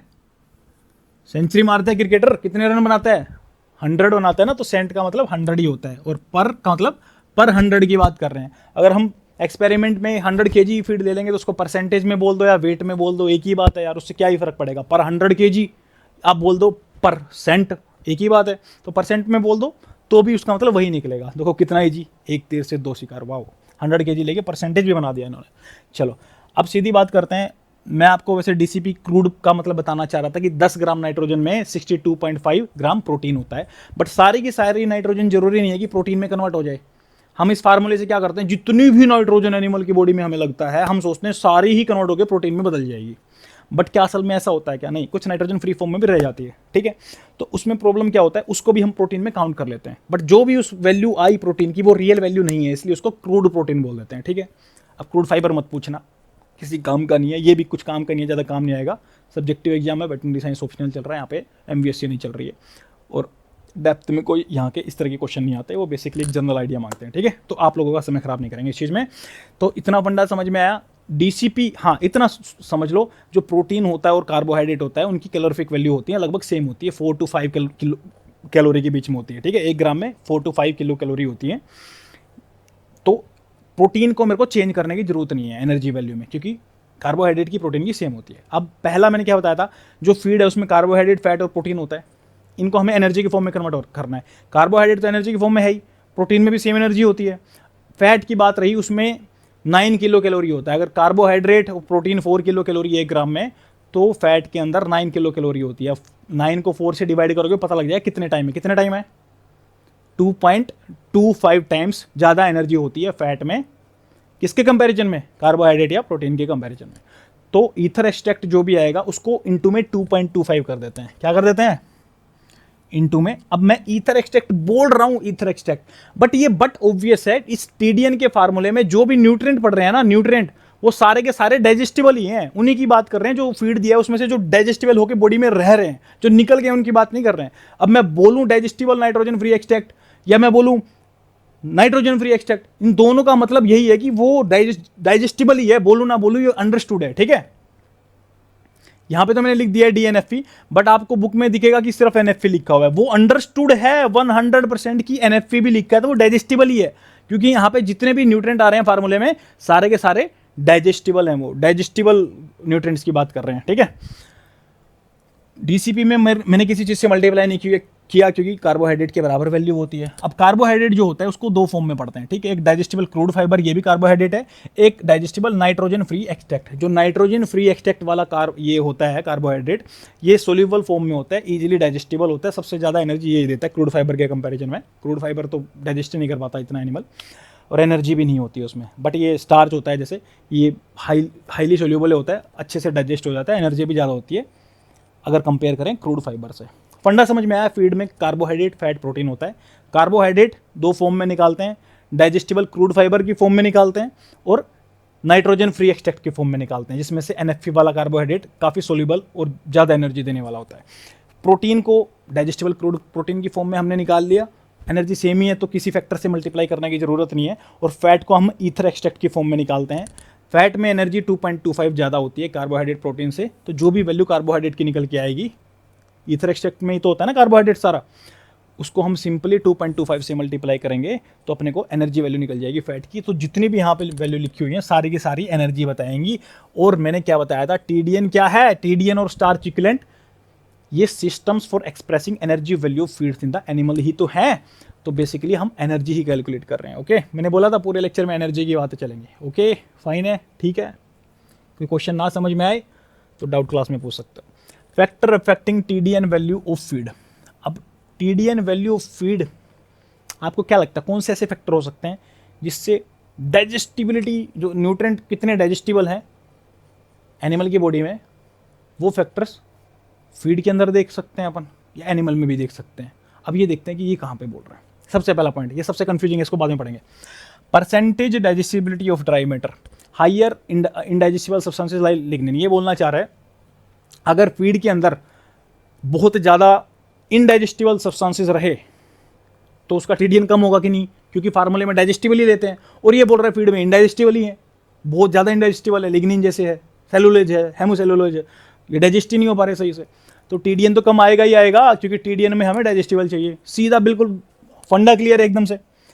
अब ये क्या बोलता है, अगर फैट जो है, अगर ज़्यादा फैट रहेगा फूड में तो टीडीएन भी हाई आएगा, और बहुत ही ज़्यादा फैट है अगर फीड में तो टीडीएन मोर देन 100% भी आ सकता है, क्योंकि फैट को हम मल्टीप्लाई करते हैं 2.25 से। गलती से अगर 70-80% फैट हुआ ना तो इनटू में 2.25 हो रहा है। आप समझ सकते हो ना टीडीएन की 100% से ज़्यादा वैल्यू कैसे जाएगी। आगे दिया भी होगा, आप उससे समझ लेना, बिल्कुल सिंपल सा है, बच्चा भी कोई समझ लेगा। उसको भी नहीं समझ में आता है उसको फर्दर मैं समझाऊंगा, ठीक है, but I am quite sure आपको समझ में आ जाएगा। प्रेजेंस ऑफ मिनरल, अगर देखिए ये बोलना चाह रहे हैं अगर ज़्यादा मिनरल्स हैं तो टीडीएन जो है वो कम होगा। क्यों? क्योंकि मिनरल्स के अंदर कोई एनर्जी नहीं होती, और फीड में मिनरल्स ज़्यादा हैं तो ऑब्वियसली जो बाकी का सामान है यानी कि जो बाकी के न्यूट्रिएंट है वो कम रहेंगे। मिनरल ज़्यादा हैं, उनमें एनर्जी है नहीं, तो बेसिकली टीडीएन कम होगा, क्योंकि टीडीएन से क्या निकालते हैं, एनर्जी निकालते हैं, और वो किससे निकलती है, टोटल डाइजेस्टिबल न्यूट्रिएंट से। अब मिनरल ज़्यादा है तो जो न्यूट्रिएंट है वही कम है, और न्यूट्रिएंट ही कम है तो डाइजेस्टिबल ज़्यादा भी हो तो भी ओवरऑल टीडीएन तो कम ही आएगा। तो तीनों पॉइंट आपको समझ में आए। अब देखिए पहले वाला पॉइंट समझते हैं, dry matter percentage of feed. क्या बोलना चाह रहे हैं, dry matter percentage of feed. अगर ड्राई मैटर ज़्यादा रहा फीड के अंदर तो जो मॉइस्चर है वो क्या होगा, वो कम होगा। ड्राई मैटर ज़्यादा है तो टीडीएन ज़्यादा ही होगा, क्योंकि ड्राई मैटर में ही तो होते हैं ना न्यूट्रिएंट, वाटर में थोड़ी होते हैं। तो क्या बोल रहा है, ड्राई मैटर ज़्यादा तो मॉइस्चर कम, और ड्राई मैटर ज़्यादा है तो ड्राई मैटर में तो न्यूट्रिएंट होते हैं तो टीडीएन भी ज़्यादा आएंगे, कोई बड़ी बात नहीं है। लेकिन टीडीएन जो होता है ना यार, वो ड्राई मैटर पे, ये बट ऑब्वियस बात होती है, वो ड्राई मैटर बेसिस पे ही निकाला जाता है, ऐसा नहीं कि मॉइस्चर को लेकर के चलते हैं अलग से। फिर यहाँ पे कन्फ्यूजन होगा, अरे सर फिर इसमें फैक्टर ये अफेक्ट कैसे कर रहा है इस चीज़ को। ये दो तरीके से निकाला जाता है टीडीएन एक्चुअली। एक फैट एनालिसिस बेसिस पे निकाला जाता है, फैट एनालिसिस होता है जो एनिमल ने पूरा फीड खा लिया एज सच मॉइस्चर के साथ, उसको टोटल माना था हमने, और दूसरा होता है उसको ड्राई करके फिर निकालते हैं। तो ये वाला पॉइंट जो है ये फैट एनालिसिस बेसिस पे बोला गया है, तो कंफ्यूज होने की जरूरत नहीं है, ठीक है। रिकॉर्डेड लेक्चर है, एक बात को मैं बार बार रिपीट नहीं कर सकता हूँ। किसी को डाउट है तो मैं फिर से बोलता हूँ, डाउट सेशन में आ सकता है, क्लियर हो जाएंगे, कोई बड़ी बात नहीं। बहुत ही छोटी छोटी चीज़ें चल रही हैं, ऐसा कुछ नहीं है इसमें बहुत ही मैराथन वाला पता नहीं क्या है, ऐसे ईजी है सब कुछ। चलिए, मैंने बताया कैसे टीडीएन की वैल्यू मोर देन 100% जा सकती है। चलो मैं बता ही देता हूँ इस एग्जांपल को। क्रूड प्रोटीन है किसी फीड के अंदर 15%, डाइजेस्टिबिलिटी 80% है, ये 10% है, डाइजेस्टिबिलिटी 60% है। अब मेन बात ये है, मोर देन 100% करना है तो एक बात तो हमें पता है, ईथर एक्सट्रैक्ट की परसेंटेज भी ज़्यादा होगी, डाइजेस्टिबिलिटी भी ज़्यादा होगी, क्योंकि ईथर एक्सट्रैक्ट का मतलब होता है फैट, और फैट को मल्टीप्लाई 2.25 से ज़्यादा करेंगे तो एनर्जी वैल्यू बहुत ज़्यादा आएगी, तो मोर देन 100% भी जा सकती है, ठीक है। 90% डाइजेस्टिबिलिटी है, और 30% जो फीड का है वो क्या है, ईथर एक्सट्रैक्ट। इतना होता नहीं है यूजुअली, किसी किसी फीड में तो होता ही है ऑब्वियसली, बट सभी में नहीं होता है इतना। अब ये क्या बोलना चाह रहे थे, यहाँ पे 15% था ना ये क्रूड प्रोटीन, बट डाइजेस्टिबल 80% है, तो टीडीएन के फार्मूले तो 12% ही लगेगा ना। बात समझ में आई, टीडीएन में तो डाइजेस्टिबल वाला ही लगता है। अब ये बोल रहा था कि फीड के अंदर टोटल कितना है, 15% है, कौन, क्रूड प्रोटीन। बट हमें क्या मतलब है क्या उस बात से कि फीड में कितना है, नहीं भाई, हमें मतलब है कि उस फीड में जितना भी है उस फीड में से डाइजेस्टिबल कितना है। अब डाइजेस्टिबल कैसे पता लगेगा, दी हुई है डाइजेस्टिबिलिटी कितनी है 80%, 15 का 80% निकालोगे तो 12% हो जाएगा, अगर 15 का 80% निकालोगे तो 12 हो जाता है वो, ठीक है। तो ऐसे ही सबकी इन्होंने क्या निकाल ली, क्रूड फाइबर की भी, नाइट्रोजन फ्री एक्सट्रैक्ट बोले तो सोल्यूबल कार्बोहाइड्रेट उसकी भी, फैट की भी। तो ये सारी की सारी जो वैल्यू निकल करके आई, इनको ऐड अप अगर हम करेंगे, सबको ऐड करेंगे ये फार्मूले के अकॉर्डिंग, डीसीपी को, डीसीएफ को, डीएनएफपी को, डीई को, तो ये बन करके टोटल वैल्यू निकल जाएगी 12 ये, 6 ये, 25 ये, और 60% अकेला फैट बना रहा है, ठीक है। क्यों? क्योंकि इसको हमें इनटू में 2.25 भी करना होता है, जितना भी इसका आंसर आया उसको, ठीक है। इसका जैसे ये 30% का 90% डाइजेस्टिबिलिटी निकालेंगे तो कितना आएगा 27। अब 27 को 2.25 से मल्टीप्लाई करेंगे तो ये 60.75 आ जाएगा, और सबकी परसेंटेज ऐड करेंगे तो TDN will be more than 100%। तो कुछ केसेस में ऐसा होता है जिसमें फैट ज़्यादा है, उसकी डाइजेस्टिबिलिटी भी ज़्यादा है, तो होपफुली आपको ये एग्जाम्पल समझ में आएगा, कुछ भी नहीं बच्चों वाली बात थी, बस आपको समझ में आया इसलिए ज़रूरी था। हाँ जी, अब फोकस करके बैठो। स्टार्च इक्विवेलेंट बहुत ही प्यारा छोटा नन्हा सा कॉन्सेप्ट है, इसमें बच्चे कंफ्यूज रहते हैं हमेशा। ध्यान से सुन लेना, नहीं तो आप भी कंफ्यूज ही रहोगे। पहले डेफिनेशन बताता हूँ, शॉर्ट से शॉर्ट, इससे छोटी डेफिनेशन नहीं हो सकती, साथ के साथ याद कर लेना। It is the pure amount of starch, फिर से बोलता हूँ, स्टार्च इक्विवेलेंट की डेफिनेशन बता रहा हूँ। It is the pure amount of starch that will produce the same amount of fat as 100 kg of respective feed. फिर से बोलता हूं, ध्यान से सुनेगा। It is the pure amount of starch that will produce the same amount of fat as 100 kg of test feed. इसका मतलब यह हुआ, चलो एक एग्जांपल के थ्रू बताता हूं। व्हीट ब्रान का अगर मैं बोलता हूं स्टार्च इक्विवेलेंट है 45, व्हीट ब्रान का अगर मैं बोलता हूं स्टार्च इक्विवेलेंट कितना है 45 kg है, kg इसकी यूनिट होती है स्टार्च इक्विवेलेंट की, ठीक है। अब इसका मतलब क्या हुआ, अगर मैं व्हीट ब्रान एनिमल को 100 kg खिलाता हूं तो उसमें x अमाउंट फैट प्रोड्यूस होता है। तो स्टार्च इक्विवेलेंट कितना दूं कि इतना अमाउंट उसके अंदर क्या हो, same amount of fat produce हो, तो ये देना पड़ेगा 45 kg। ऐसे करके बोल लो या घुमा के बोल लो, बात एक ही है।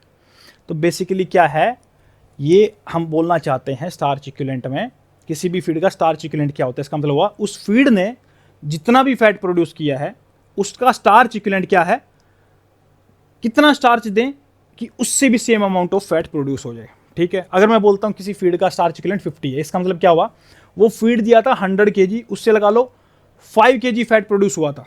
100 kg देने से 5 kg फैट प्रोड्यूस हुआ, तो कितना स्टार्च दें उस एनिमल को कि 5 kg ही फैट प्रोड्यूस हो जाए। अब बोलोगे सर क्या ये, मतलब उसका फ़ायदा क्या हो रहा है, बहुत ही प्रिमिटिव है, यूरोपियन कंट्रीज में यूज़ करते थे उसको, अब इतना ज़्यादा काम का नहीं है, बट फ़ायदा उसका ये हो रहा है, बेसिकली हम स्टार्च इक्विवेलेंट निकाल करके ये बताना चाह रहे हैं उस फीड को जिससे फैट प्रोड्यूस हो रहा था अंदर जा करके, स्टार्च इक्विवेलेंट से उसको कंपेयर करके हम ये बता रहे हैं कि उस फीड में एग्जैक्टली इतनी वैल्यू है। कैसे पता लगता है, क्योंकि उस फीड से जितना same amount of fat produce हुआ था, जितना भी फैट प्रोड्यूस हुआ था उतना ही same amount of fat produce कराते हैं हम स्टार्च देके। तो सेम अमाउंट ऑफ फैट हमने अगर प्रोड्यूस करा दिया स्टार्च देके, तो हमें ये तो पता है कि स्टार्च जो हमने प्योर स्टार्च दिया है उसके अंदर एनर्जी कितनी है, और उसके अंदर कितनी एनर्जी है उससे हमें ये पता लग जाएगा कि फीड के अंदर एनर्जी कितनी थी, क्योंकि दोनों ने same amount of fat produce करवाया है, तो उससे हमें एनर्जी का पता लग जाता है। तो मैंने क्या बोला था इस यूनिट में, एनर्जी का तो पता कर रहे हैं। स्टार्च इक्विवेलेंट समझ में आया, टीडीएन समझ में आया, और बाकी की जो सिस्टम्स थे for expression of energy value of feeds, कौन से सिस्टम भाई, ग्रोस एनर्जी, मेटाबोलाइजेबल, डाइजेस्टिबल, नेट, ये सारे के सारे, और टीडीएन और स्टार्च इक्विवेलेंट, ये सारे के सारे आपके सिस्टम्स खत्म, ठीक है।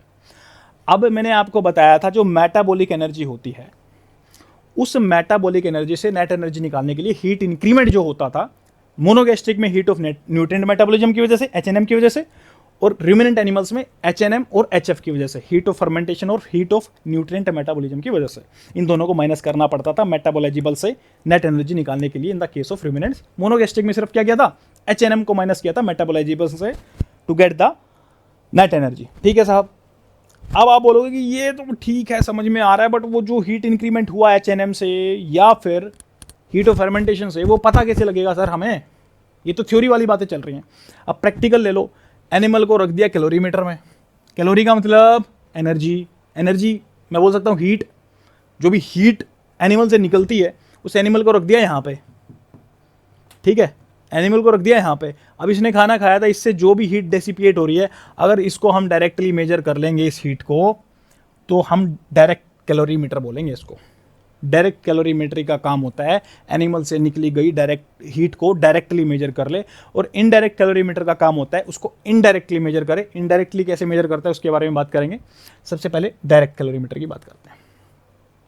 चलिए, डायरेक्ट होता है, इनडायरेक्ट होता है, सबको पता है। अब डायरेक्ट जो कैलोरीमीटर होता है वो दो तरह का होता है, कि एडियाबेटिक होता है और ग्रेडियंट होता है, ठीक है। एडियाबेटिक कैलोरीमीटर में क्या है, ये इनर वॉल है। अब ये समझ लेना यार, डब्बा पूरा, चलो पूरा बना देता हूँ आप लोगों के लिए, ठीक है। ये एनिमल है, इसमें हीट डेसिपिएट किया इसने, सभी जगह करेगा, सोचने की बात नहीं है, ठीक है। अब मैं 3D में तो दिखा नहीं सकता। अब ये रूम भी ऐसा ही होता है। तो इनर वॉल, जो आउटर वॉल है, इसको हम क्या करते हैं, इसको हम हीट देते हैं बाहर से ताकि इसका टेम्परेचर कांस्टेंट रहे, ऐसा ना हो कि यहाँ से हीट रिलीज हो जाए बाहर, ठीक है। क्यों ना रिलीज हो पाए, हम क्यों चाह रहे हैं ऐसा, क्योंकि यहाँ पे एक वाटर जैकेट रहती है।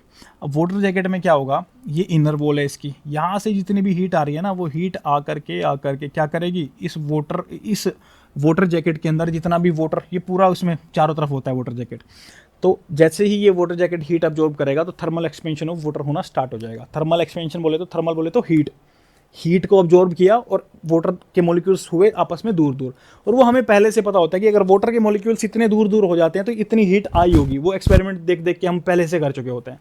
तो जितना भी एक्सपेंशन होता है, थर्मल एक्सपेंशन ऑफ वाटर होता है जैकेट के अंदर, उससे हमें आइडिया हो जाता है कि इतनी हीट आई होगी। तो क्या हमें पता लग जाएगा कि एनिमल ने कितनी हीट रिलीज करी, तो डायरेक्टली हमने पता कर लिया वाटर जैकेट में थर्मल एक्सपेंशन ऑफ वाटर देख करके इतनी हीट इस एनिमल ने रिलीज की। बाहर वाली वॉल को हमने क्या किया था, हमने इंसुलेट किया था उसको और हीट किया था ताकि उसका जो टेम्परेचर है कांस्टेंट रहे, बाहर हीट रिलीज ना हो, जो था वही रहे, इसको इसलिए एडियाबेटिक बोल देते हैं, ठीक है साहब। अब दूसरा होता है ग्रेडियंट कैलोरीमीटर। इस वाले में एडियाबेटिक में ये दोनों किसके टाइप हैं, डायरेक्ट वाले के। डायरेक्ट का मतलब क्या बताया था, डायरेक्टली हीट मेजर कर रहे हैं, तो डायरेक्ट मेजर किया कि नहीं किया। अब बोलोगे नहीं सर वो तो वाटर के थ्रू, हाँ डायरेक्ट ही तो हुआ। अब इनडायरेक्ट बताऊंगा तो और ज़्यादा क्लियर हो जाएगा कि हाँ यार ये तो डायरेक्ट ही होगा। इनडायरेक्ट समझ में अगर आ जाएगा आपको तो समझ में आएगा, हाँ यार ये तो ऑब्वियसली डायरेक्ट ही कर रहे हैं, ठीक है। यही इनर वॉल आउटर वॉल आप मान के चलें, इसमें ग्लाइनर होता है, यहाँ पे थर्मोकपल होते हैं, इनर वॉल है ये आउटर वॉल है। तो अगर एनिमल यहाँ पे टेम्परेचर हीट रिलीज कर रहा है तो टेम्परेचर बढ़ेगा। थर्मोकपल में ग्रेडियंट कैलोरीमीटर क्यों बोल रहे हैं इसको, दोनों साइड में ग्रेडियंट होता है, यहाँ पे एक टेम्परेचर है इसके, एक यहाँ पे टेम्परेचर है। तो एनिमल अगर हीट रिलीज कर रहा है तो क्या इसका इस साइड का टेम्परेचर बढ़ेगा कि नहीं बढ़ेगा। इसमें भी ये आउटर वॉल का कांस्टेंट टेम्परेचर रहता है, मतलब मान के चलो ये वाली साइड का कांस्टेंट टेम्परेचर है। अब ये भी लगा लो 10 डिग्री या 20 डिग्री 25 डिग्री टेम्परेचर था इस साइड का, बट एनिमल रिलीज कर रहा है तो धीरे धीरे ये 25 से 40 भी हो गया, लगा लो 40 डिग्री। अगर ये वाला साइड का इसका टेम्परेचर बढ़ जाता है तो जो थर्मोकपल है, कपल क्यों बोल रहा हूँ कि दोनों साइड से हम चेक कर रहे हैं। ग्रेडियंट क्यों बोल रहा हूँ, क्योंकि ग्रेडियंट क्रिएट हो रहा है, यहाँ पे डिफरेंस बढ़ता जा रहा है। लगा लो यहाँ पे 20 डिग्री था, यहाँ पे 25 था, पहले 5 का डिफरेंस था, अब एनिमल हीट रिलीज कर रहा है यहाँ पे 50 हो गया तो यहाँ पे 30 का डिफरेंस आ जाएगा। तो ग्रेडियंट क्रिएट हो रहा है, इसलिए इसको ग्रेडियंट कैलोरीमीटर बोल देते हैं। इसमें भी डायरेक्टली हीट ही को चेक कर रहे हैं जिसकी वजह से टेम्परेचर बढ़ रहा है, तो ग्रेडियंट कैलोरीमीटर में भी हीट को डायरेक्टली मेजर किया जाता है। तो adiabatic and gradient calorimeter are the part of direct calorimeter. Direct क्यों, क्योंकि दोनों में डायरेक्ट हीट को मेजर किया जाता है। एडियाबेटिक में thermal expansion of water jacket में, और जो ग्रेडियंट कैलोरीमीटर है उसके अंदर जो थर्मोकपल होता है। मैंने आपको बिल्कुल मेन ऐसे वर्ड बता दिए, ये आपने लिख दिए तो नंबर आपके कहीं नहीं जाएंगे, ठीक है। फंडा एक बारी में, नहीं तो इनर आउटर वॉल में हीट कांस्टेंट ये सब तो दोनों में आती रहती हैं बातें, लेकिन जो मेन डिफरेंस था मैंने आपको बता दिया, ठीक है। एक में क्या है, वाटर जैकेट में थर्मल एक्सपेंशन हो रहा है, दूसरे में क्या है, ग्रेडियंट कैलोरीमीटर है, ठीक है। एक को एडियाबेटिक बोलते हैं, दूसरे को ग्रेडियंट बोलते हैं। अब आप आ जाओ साहब इनडायरेक्ट कैलोरीमीटर पे, ग्रेडियंट भी आपका हो गया, ठीक है। अब अरे पानी भी खत्म हो गया मेरा तो।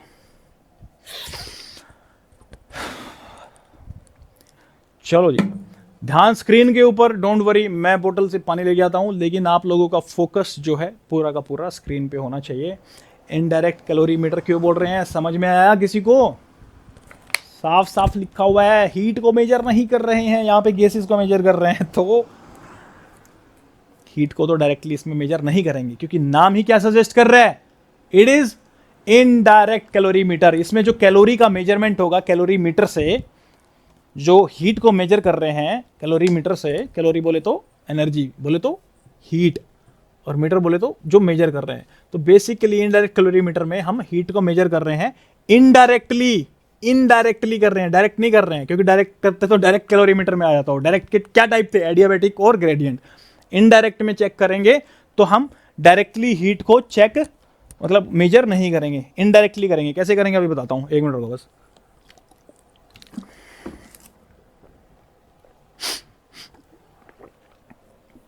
प्रिंसिपल क्या है, छोड़ो प्रिंसिपल मैं सब बताता हूँ। इनडायरेक्ट कैलोरीमीटर बहुत ही मज़ेदार चीज़ है, ये कंफ्यूजिंग है, बच्चों को समझ में नहीं आती, इरिटेटेड रहते हैं इससे थोड़ा सा, बट बहुत ही सिंपल चीज़ है ये। आपने देखा भी होगा, ये बहुत सारे आजकल वो यूट्यूब पे है, वो बोलता है कि मैं वेम्पायर बन रहा हूँ, मेरे को रिवर्स एज करना है, ये करना है, वो मास्क लगा के घूमते हैं, ठीक है। क्या लगा के घूमते हैं, मास्क पूरा यूं, ऑक्सीजन CO2 कितनी अंदर बाहर जा रही है सब चेक करते हैं। तो इसमें हम क्या करते हैं, हम ये चेक करते हैं कि एक एनिमल को एक, अगर हमने मास्क पहना दिया, ठीक है, तो मास्क पहनाने के बाद क्या उसमें उसने कितनी ऑक्सीजन कंज्यूम करी और कितनी CO2 रिलीज करी, उसको क्या बोलते हैं, रेस्पिरेटरी कोशेंट। ऑक्सीजन को कंज्यूम ही करेगा ना, CO2 को रिलीज ही करेगा। कोई ऐसा इंसान या लिविंग ऑर्गेनिज्म देखा जो CO2 लेके ऑक्सीजन बाहर छोड़ रहा है, तो प्लांट हो जाएगा बेचारा। तो रेस्पिरेटरी कोशेंट से क्या समझ में आता है आपको, कोशेंट मतलब समथिंग डिवाइडेड बाय समथिंग। अब कन्फ्यूजन एक ही बात का हो सकता है, कोई ऑक्सीजन ना लिख दे, तो उसका थोड़ा ऐसे याद रख सकते हो आप, CO2 divided by O2। CO2 मतलब बड़े, थोड़े बड़े लग रहे हैं बाबूजी, ऊपर बैठे हो आप, ऑक्सीजन बेचारा नीचे आ जाएगा। तो RQ में CO2 डिवाइडेड बाय O2, यानी कार्बन डाइऑक्साइड कितने रिलीज की और ऑक्सीजन कितना कंज्यूम किया, ये चीज़ देखते हैं। आप बोलोगे सर क्या, एक मिनट रुको, ये हीट मेजर कर रहे थे हम इनडायरेक्टली, ये क्या कर रहे हो आप, गैसेज। हाँ, क्योंकि चीटिंग कर देते हैं ना, हमें हीट को डायरेक्ट नहीं करना, हमें इनडायरेक्टली मेजर करना है उसको, तो उसके लिए कर रहा हूँ। अब कहाँ से कनेक्ट करता हूँ, रुको देखो कनेक्ट करूँगा, अभी हीट पे लेके आऊँगा इसको। रेस्पिरेटरी क्वेश्चन निकाल दिया। अब आपको सबको पता है कि हम कार्बोहाइड्रेट का, फैट का और प्रोटीन का कितना RQ होता है, वो हम निकाल निकाल करके देख चुके हैं। 1 लीटर ऑक्सीजन दे करके पूरा हमने ऑक्सीडाइज किया कार्बोहाइड्रेट को, प्रोटीन को, फैट को, तो उससे हमें पता लगा कि इतना ऑक्सीजन देने के बाद इतना CO2 रिलीज होता है और इतने ग्राम कार्बोहाइड्रेट को हम ऑक्सीडाइज करेंगे तो इतना एनर्जी रिलीज होता है। उसमें कितना एनर्जी होता है बताता हूँ। रेस्पिरेटरी क्वेश्चन कार्बोहाइड्रेट का होता है 1 और 0.7 होता है आपका फैट का, और 0.8 से 0.9 के बीच में होता है प्रोटीन का। ठीक है, इसको छोड़ दो एक मिनट के लिए, आप फैट का और उसका ही देख लो बस। अब रेस्पिरेटरी क्वेश्चन जो इसका कार्बोहाइड्रेट का होता है 1 होता है, इसका मतलब क्या हुआ सॉरी, इसने जितने मॉलिक्यूल्स ऑक्सीजन के यूज किए इनडायरेक्ट कैलोरीमीटर में, वो मास्क वो जो मास्क लगा रखा था या फिर चैम्बर में था, जो भी था, जैसे मास्क भी यूज करते हैं, चैम्बर भी यूज करते हैं उसके लिए मास्क मान के चलो आप, यूजुअली मास्क वाला ही रहता है, चैम्बर वाले तो अभी आजकल दिखेंगे नहीं आपको। तो इनडायरेक्ट कैलोरीमीटर में जो कार्बन डाइऑक्साइड है और वो ऑक्सीजन है, अगर इन दोनों के मॉलिक्यूल सेम अमाउंट में ऑक्सीजन कंज्यूम की है और सेम अमाउंट में कार्बन डाइऑक्साइड रिलीज की है, नंबर ऑफ मॉलिक्यूल सेम है, 1000 मॉलिक्यूल इसके लिए, 1000 बाहर निकाल दिए, तो रेस्पिरेटरी क्वेश्चन क्या आएगा, 1000 divided by 1000 is equal to 1, जो कि किसका होता है, किसका होता है, कार्बोहाइड्रेट का होता है। सबसे कम किसका होता है, फैट का होता है। क्यों, क्योंकि फैट में सबसे ज़्यादा एनर्जी होती है, मैंने बताया था ना, और ज़्यादा एनर्जी को तोड़ने के लिए ज़्यादा ऑक्सीजन चाहिएगी, और डिवाइडेड में नीचे ऑक्सीजन ज़्यादा चाहिए तो ओवरऑल वैल्यू कम आएगी कि नहीं आएगी, कार्बोहाइड्रेट की 1 है तो फैट की 0.7 आएगी, क्योंकि ऑक्सीजन ज़्यादा चाहिए और CO2 कम रिलीज करता है इन दैट, उसके कंपैरिजन में, कार्बोहाइड्रेट के कंपैरिजन में। तो ये हम पहले से निकाल के बैठे हुए हैं आराम से। Respiratory quotient of carbohydrate is 1, fat का 0.7।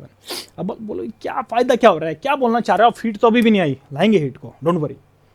हमें यह बताया कि अगर हम 1 लीटर ऑक्सीजन देकर के कार्बोहाइड्रेट को ऑक्सीडाइज करते हैं तो it will release 5 kilocalorie of energy. 4 होता है, किसी में 5 होता है, समझने के लिए आप 4 मान लो, चलो 4 आपकी बात बढ़ेगा तो 4 किलो कैलोरी एनर्जी। इसको हम क्या बोलते हैं, थर्मल इक्विवेलेंट ऑफ ऑक्सीजन। ये कॉन्सेप्ट होता है थर्मल इक्विवेलेंट ऑफ ऑक्सीजन से समझ में आ रहा है। थर्मल बोले तो हीट कितना रिलीज हुआ, इक्विवेलेंट ऑफ ऑक्सीजन क्यों बोल रहे हैं कि ये कार्बोहाइड्रेट है, इसका थर्मल इक्विवेलेंट ऑफ ऑक्सीजन का मतलब हुआ कि इस कार्बोहाइड्रेट को अगर मैं 1 लीटर ऑक्सीजन से ऑक्सीडाइज कराता हूं तो कितनी हीट रिलीज होगी, और जितनी हीट रिलीज होगी ना, वो क्या है, हीट है ना, थर्मल एनर्जी है बेसिकली, मतलब थर्मल बोले तो हीट है, तो that is thermal equivalent of what, 1 litre of oxygen for this particular nutrient. और ये कौन सा न्यूट्रिएंट है भाई, ये कार्बोहाइड्रेट सपोज किया था हमने।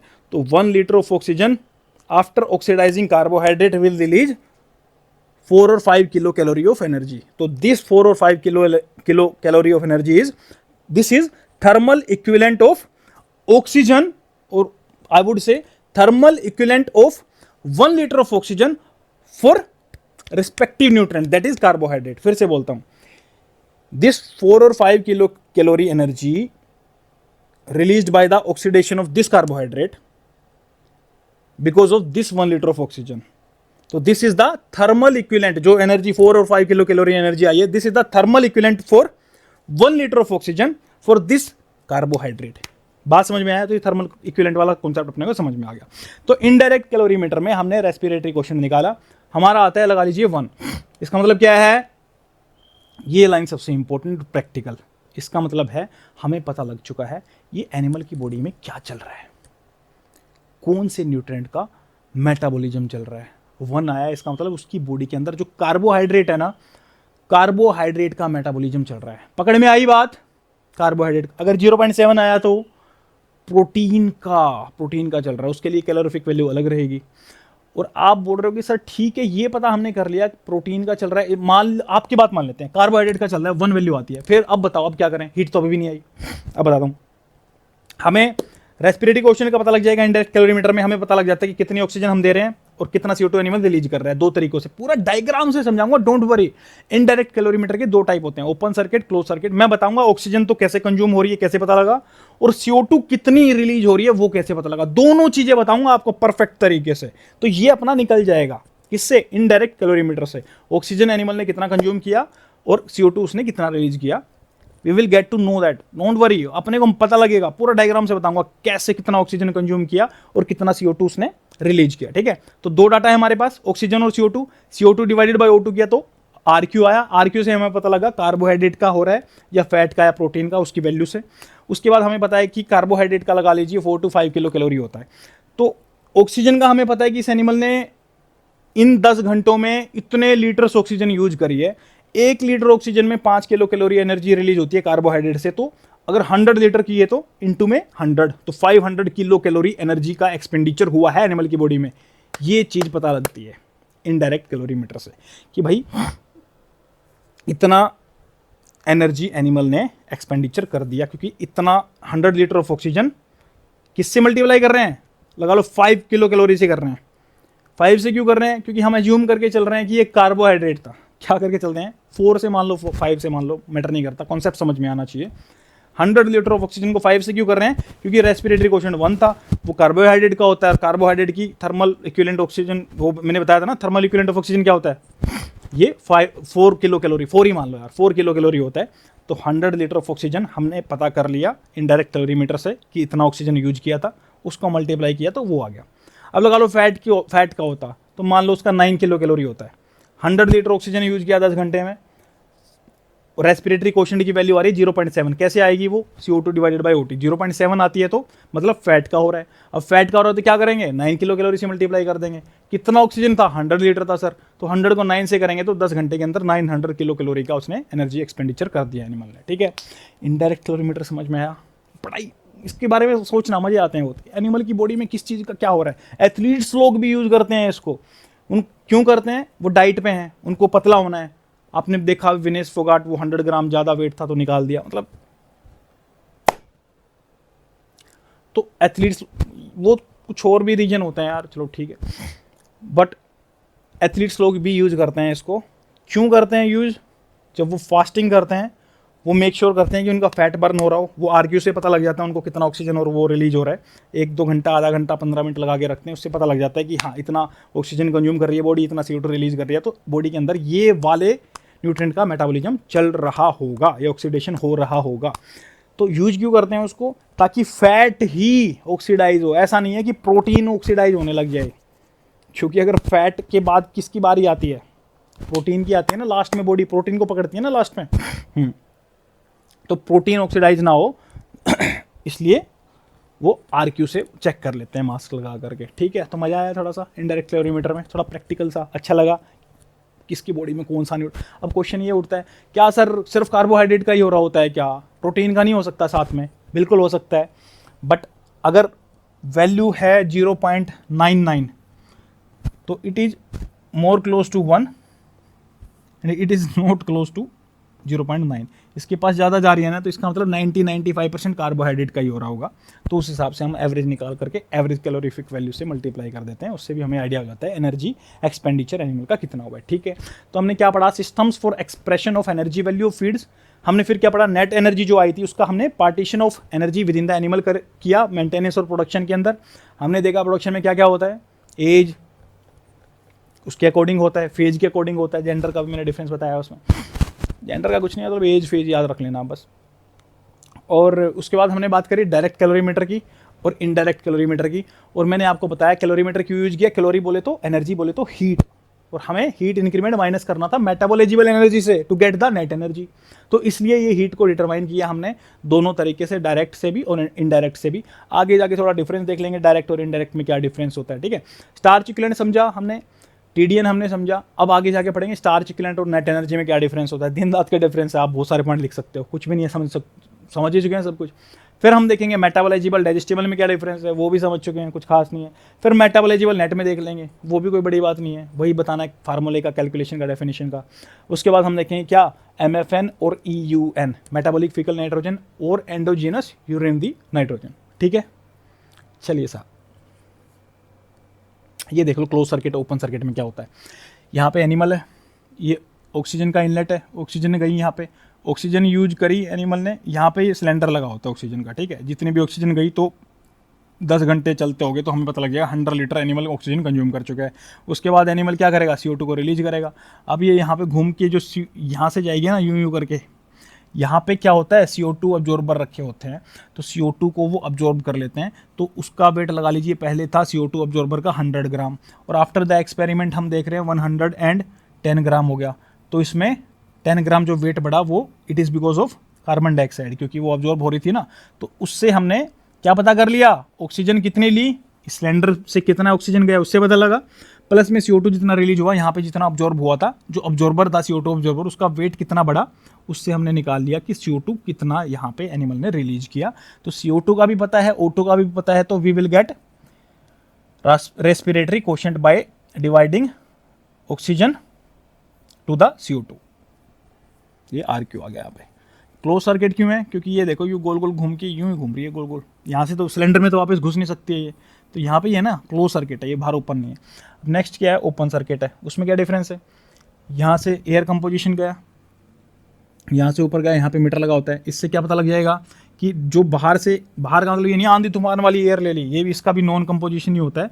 बट अगर नहीं भी होता है तो यहाँ पर फिर से इसको हम कंफर्म करने के लिए क्या करेंगे, ये देख लेंगे एग्जैक्ट इस एयर के अंदर क्या कंपोजिशन था। देख लिया हमने, देखने के बाद यहाँ पे एनिमल क्या लेगा, ऑक्सीजन लेगा, कंज्यूम कर लेगा, फिर इसको बाहर छोड़ेगा, CO2 को बाहर छोड़ रहा है। तो यहाँ पे फिर से एयर कंपोजिशन लेंगे इस मीटर से, ये दो अलग वॉल थी ना, यहाँ से फिर से कंपोजिशन लिया। तो इस कंपोजिशन से और इस कंपोजिशन से क्या पता लगा, यहाँ पे 100 लीटर ऑक्सीजन थी, इस मीटर ने बताया ये कंपोजिशन चेक करके, और यहाँ पे बची है 80 लीटर ऑफ ऑक्सीजन। तो मतलब एनिमल ने 20 लीटर ऑक्सीजन को कंज्यूम कर लिया। उसके बाद जो CO2 यहाँ से रिलीज कर रहा था, तो ये गोल गोल गोल गोल CO2 यहाँ पे वैसे ही अब्जॉर्ब हो जाएगी, वेट बढ़ जाएगा, उससे पता क्या लग जाएगा, उससे क्या पता लग जाएगा अपने को, CO2 कितनी एनिमल ने रिलीज करी, ठीक है। अब ये वॉल्यूमेट्रिक मेथड से भी होता है, नैनोमेट्रिक मेथड से भी होता है। आप ये मत समझना कि अरे सर 1 मीटर को यहाँ से हवा निकल रही थी सर, ये तो CO2 के मोलिक्यूल चले गए बाहर, आधे तो चले गए बाहर। नहीं, वो कितनी वॉल्यूम में कितने मॉलिक्यूल्स हैं उससे हमें आइडिया लग जाता है कि इतनी वॉल्यूम में इतने हैं तो इतनी वॉल्यूम में कितने होंगे, ठीक है। तो उन चीज़ों के लिए हम वॉल्यूमेट्रिक नैनोमेट्रिक मेथड यूज करते हैं CO2 O2 निकालने के लिए, यहाँ पे एयर कंपोजिशन को चेक करने के लिए। तो पता लगा आपको, ये यहाँ पे खास बात क्या है, इनलेट भी है और आउटलेट भी है। तो ये ओपन सर्किट इसलिए बोलते हैं इसको, उसको क्लोज क्यों बोलते हैं, क्योंकि यूं गोल गोल उसके अंदर हवा घूमते रहती है, वही कंज्यूम होती रहती है बार बार, ठीक है। रेस्पिरेटरी कोशेंट कार्बोहाइड्रेट का 1 है, फैट का 0.7 है, प्रोटीन का 0.8 बोल देते हैं, ठीक है। चलिए साहब, डायरेक्ट में और इनडायरेक्ट कैलोरीमीटर में क्या डिफरेंस है, वैसे पढ़ा चुका हूँ, बट ठीक है, कुछ चीज़ें यहाँ से भी 1-2 नई अगर पता लगती है तो वो भी देख लेंगे। डायरेक्ट में टोटल हीट प्रोड्यूस देखते हैं, इसमें चेक करते हैं कि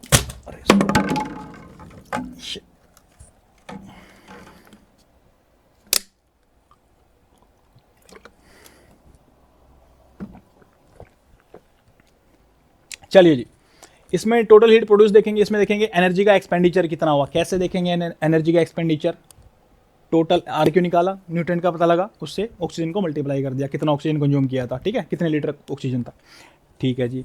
इसमें डायरेक्टली क्वांटिफाई करते हैं एनर्जी गैस एंड हीट, उसमें हम क्या करते हैं, एनर्जी एक्सपेंडिचर को on the basis of volume of oxygen consumed निकालते हैं, ठीक है। इनमें से एक पॉइंट याद कर लेना, दोनों सेम लग रहे हो तो जिसको डिफरेंस समझ में आ रहा है तो वो दोनों भी लिख सकता है। Use to determine metabolic rate and energy balance in controlled environment. Controlled होता है, इसमें कमरे के अंदर रोक देते हैं एनिमल को डायरेक्ट वाले में, जबकि इनडायरेक्ट वाले में क्या बोला था, मास्क भी लगा सकते हैं, ये मेटाबॉलिक कार्ट और मास्क भी यूज कर सकते हैं। इसमें क्या मेटाबॉलिक रेट का पता लगता है एनिमल का, इवन हम लेटेंट हीट का पता लगा लेते हैं। जो एनिमल की बॉडी से स्वेट रिलीज होता है, स्वेट कैसे एवोपराइज होता है, जब लगा लीजिए मेरे को यहाँ पे स्वेट है और मैं मेरी बॉडी वार्म अप हो रखी है, हीट रिलीज कर रही है, तो लेटेंट हीट होती है उतनी हीट जिससे वो वाटर ड्रॉपलेट है जो स्वेट है वो हवा में वेपराइज हो जाए, उसको बोलते हैं लेटेंट हीट। इतनी हीट की उससे वो वेपराइज हो गया, ठीक है। तो उसको भी कैलकुलेट कर लेता है कौन, डायरेक्ट कैलोरीमीटर। एग्जैक्ट बिल्कुल प्रिसाइज मेजरमेंट देता है डायरेक्ट कैलोरीमीटर। बट प्रैक्टिकल बात करें ना, क्लिनिकल फाइंडिंग्स की बात करें, प्रैक्टिकली अगर हमें फॉलो करना है कोई तो इनडायरेक्ट करना पड़ता है, ऐसे कमरे में नहीं रोक सकते किसी को भी, ठीक है। इथिकल भी नहीं है वो थोड़ा। ये प्रिसाइज मेजरमेंट करता है, ये मोर प्रैक्टिकल है, ठीक है, बात होगी। रिक्वायर स्पेशलाइज इक्विपमेंट, ये इसमें ऑक्सीजन और CO2 का देख करके निकल जाता है सब कुछ, जबकि इसमें स्पेशलाइज इक्विपमेंट चाहिए होते हैं। किसके अंदर, डायरेक्ट कैलोरीमीटर के अंदर। बताया ना वो वो आउटर वॉल, इनर वॉल, उसके बाद थर्मोकपल, ग्रेडियंट वाले में, डियाबेटिक वाले में वो वाटर जैकेट और पता नहीं क्या क्या उसमें कमरे के अंदर और क्या क्या चीज़ चाहिए होंगी, जबकि इसमें सीधा मास्क लगाओ पता लग जाता है उससे, ठीक है। किसमें, इनडायरेक्ट वाले में। Research on metabolism, thermoregulation. Thermoregulation कैसे पता लग रहा है डायरेक्ट कैलोरीमीटर से, क्योंकि एनिमल बॉडी रिलीज कर रहा है, सॉरी हीट रिलीज कर रहा है बॉडी से, वो अपनी बॉडी का टेम्परेचर मेंटेन करना चाह रहा है। खाना खाया, टेम्परेचर बढ़ा तो हीट रिलीज करेगा ना, नहीं तो गर्मी अंदर होगी तो ऐसे ही वो मर जाएगा हीट स्ट्रोक से। तो वो रेगुलेशन कैसे चल रहा है उसकी बॉडी का, उसकी भी हमें अंडरस्टैंडिंग होती है। कहाँ से, डायरेक्ट कैलोरीमीटर से, ठीक है साहब। और इसकी तो भाई कुछ नहीं, अपना ऑक्सीजन कंजम्पशन निकालो, सीधा मल्टीप्लाई करो कैलोरीफिक थर्मल इक्विवेलेंट से, हो गया बस। इस पे मेटाबॉलिज्म ये बता ही दिया, अब कितनी बार बताएं, कुछ नहीं है, बिल्कुल सिंपल है, इससे सिंपल कुछ नहीं हो सकता। कंपैरेटिव स्लॉटर मेथड देख लो यार, 2 मुर्गियाँ ली जो बिल्कुल एक जैसी दिखती थी, छोटी थी, बच्चे थे, उठाए, अभी एक जैसे दिख नहीं रहे हैं बट आप सपोज करो कि बिल्कुल एक जैसे हैं ये, ठीक है। एक ही उम्र है इनकी, इनके मम्मी पापा भी एक हैं, जेनेटिक्स भी एक है। अगर इनको हम बराबर खाना देते हैं तो एज्यूम करो कि ये बड़े होकर के 2 महीने बाद एग्जैक्ट उतने ही बड़े बनेंगे, ये एज्यूम करना पड़ेगा। हम ट्राई करते हैं बिल्कुल सिमिलर ले, प्रैक्टिकली इम्पॉसिबल है बट 90% तक तो एक्यूरेसी आ ही सकती है ना, चलो ठीक है, ऐसे ही मान के चलते हैं। हमने ऐसे पकड़ लिए जो हमें लगे बिल्कुल 99% या 90% इतना देंगे।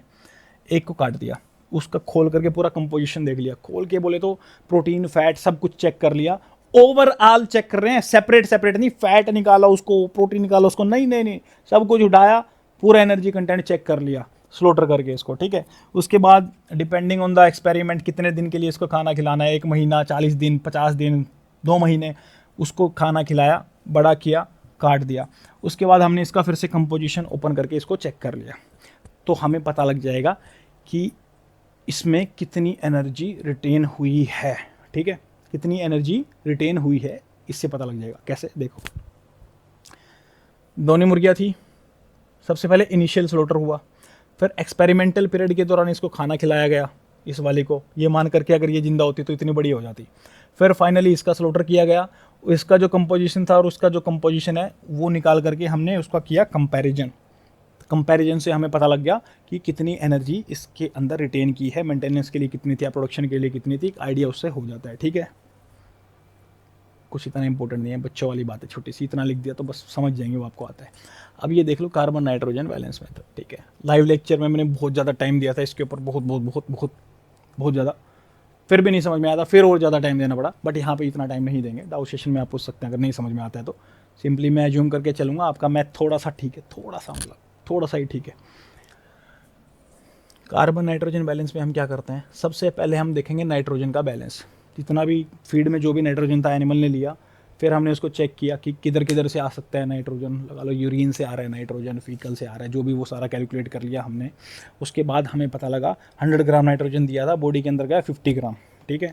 तो हम एज्यूम कर लेंगे उस 50 ग्राम नाइट्रोजन से कितना प्रोटीन बनेगा, 50 ग्राम मल्टीप्लाइड बाय 100/16, या मैं सीधा बोलूँ 50 ग्राम इंटू में 6.25, 300 समथिंग बन जाएगा प्रोटीन, ठीक है। अब इसमें एक चीज़ और एज्यूम करके चलते हैं, जो प्रोटीन है उसमें 51.2% कार्बन होता है। अब हमें पता था, हमने कार्बन दिया 100, उसमें से 60 चला गया बाहर, बचा 40, उस 40 में से भी 51.2 तो प्रोटीन से पता लग गया। प्रोटीन कैसे पता लगा था कितना है, नाइट्रोजन के बैलेंस से, नाइट्रोजन का बैलेंस ओवरऑल बॉडी में कितना था, उसको मल्टीप्लाई किया 6.25 में, जितना बॉडी में बचा था, तो आया प्रोटीन। अब प्रोटीन में हमें पता है 51.25 कार्बन होता है। कार्बन का भी ऐसे अलग से कैलकुलेट कर रहे थे हम। 100 लिया एनिमल ने, 60 बाहर गया, 40 बचा है। अब उसमें से भी 40 में से 51.2 तो कार्बन का ही है, तो 40 का 51.2 निकालेंगे, उसको छोड़ देंगे, ये मान के कि प्रोटीन में चला गया, और बाकी का जो कार्बन है वो क्या बनाएगा, वो फैट बनाएगा। अगर हमें ये पता हो कि फैट में कार्बन का कितना % होता है, तो हम फैट भी निकाल सकते हैं, क्योंकि उसकी वैल्यू तो हमारे पास है। और क्या वैल्यू है, ये वैल्यू है, कितनी बच गई थी, 40 का 51.2, 20 मान लो यार, ऑलमोस्ट 20 चला गया था, 20 बचा हुआ है। तो अगर मैं बताऊं फैट के अंदर 74.6 के आसपास कार्बन होता है, तो क्या मैं निकाल सकता हूं कि इस 20 ग्राम से कितना फैट होगा? ऑब्वियसली निकाल सकता हूं। 20 इंटू में 100/74.6 कर देंगे, उसका 100 आ जाएगा निकल करके। ये कुछ ऐसा ही है यार। देखो, अगर किसी को नहीं समझ में आ रहा तो एक ही एग्जांपल दूंगा, वो समझ में आ जाएगी। अगर वो चीज़ में नहीं समझ में आती तो फिर मैं कुछ नहीं कर सकता। अगर मेरे नंबर आते हैं एग्जाम में 20, ठीक है, मैंने घर वालों को बोला मेरे 20 नंबर आए हुए हैं, और मेरी परसेंटेज है 10% है मेरी, ये दो चीज़ें मेरे को पता है, तो मेरे टोटल कितने मार्क्स में से नंबर आए हैं वो कैसे निकालूंगा मैं? कितने मार्क्स हैं मेरे? 20 मार्क्स हैं भाई, 20 मार्क्स हैं। परसेंट कितने हैं? 10% है। इसका कितने मार्क्स में से टोटल आए हैं? तो सिंपली मैं 10/100 कर दूंगा ना इसको, या 100/10 करूँ?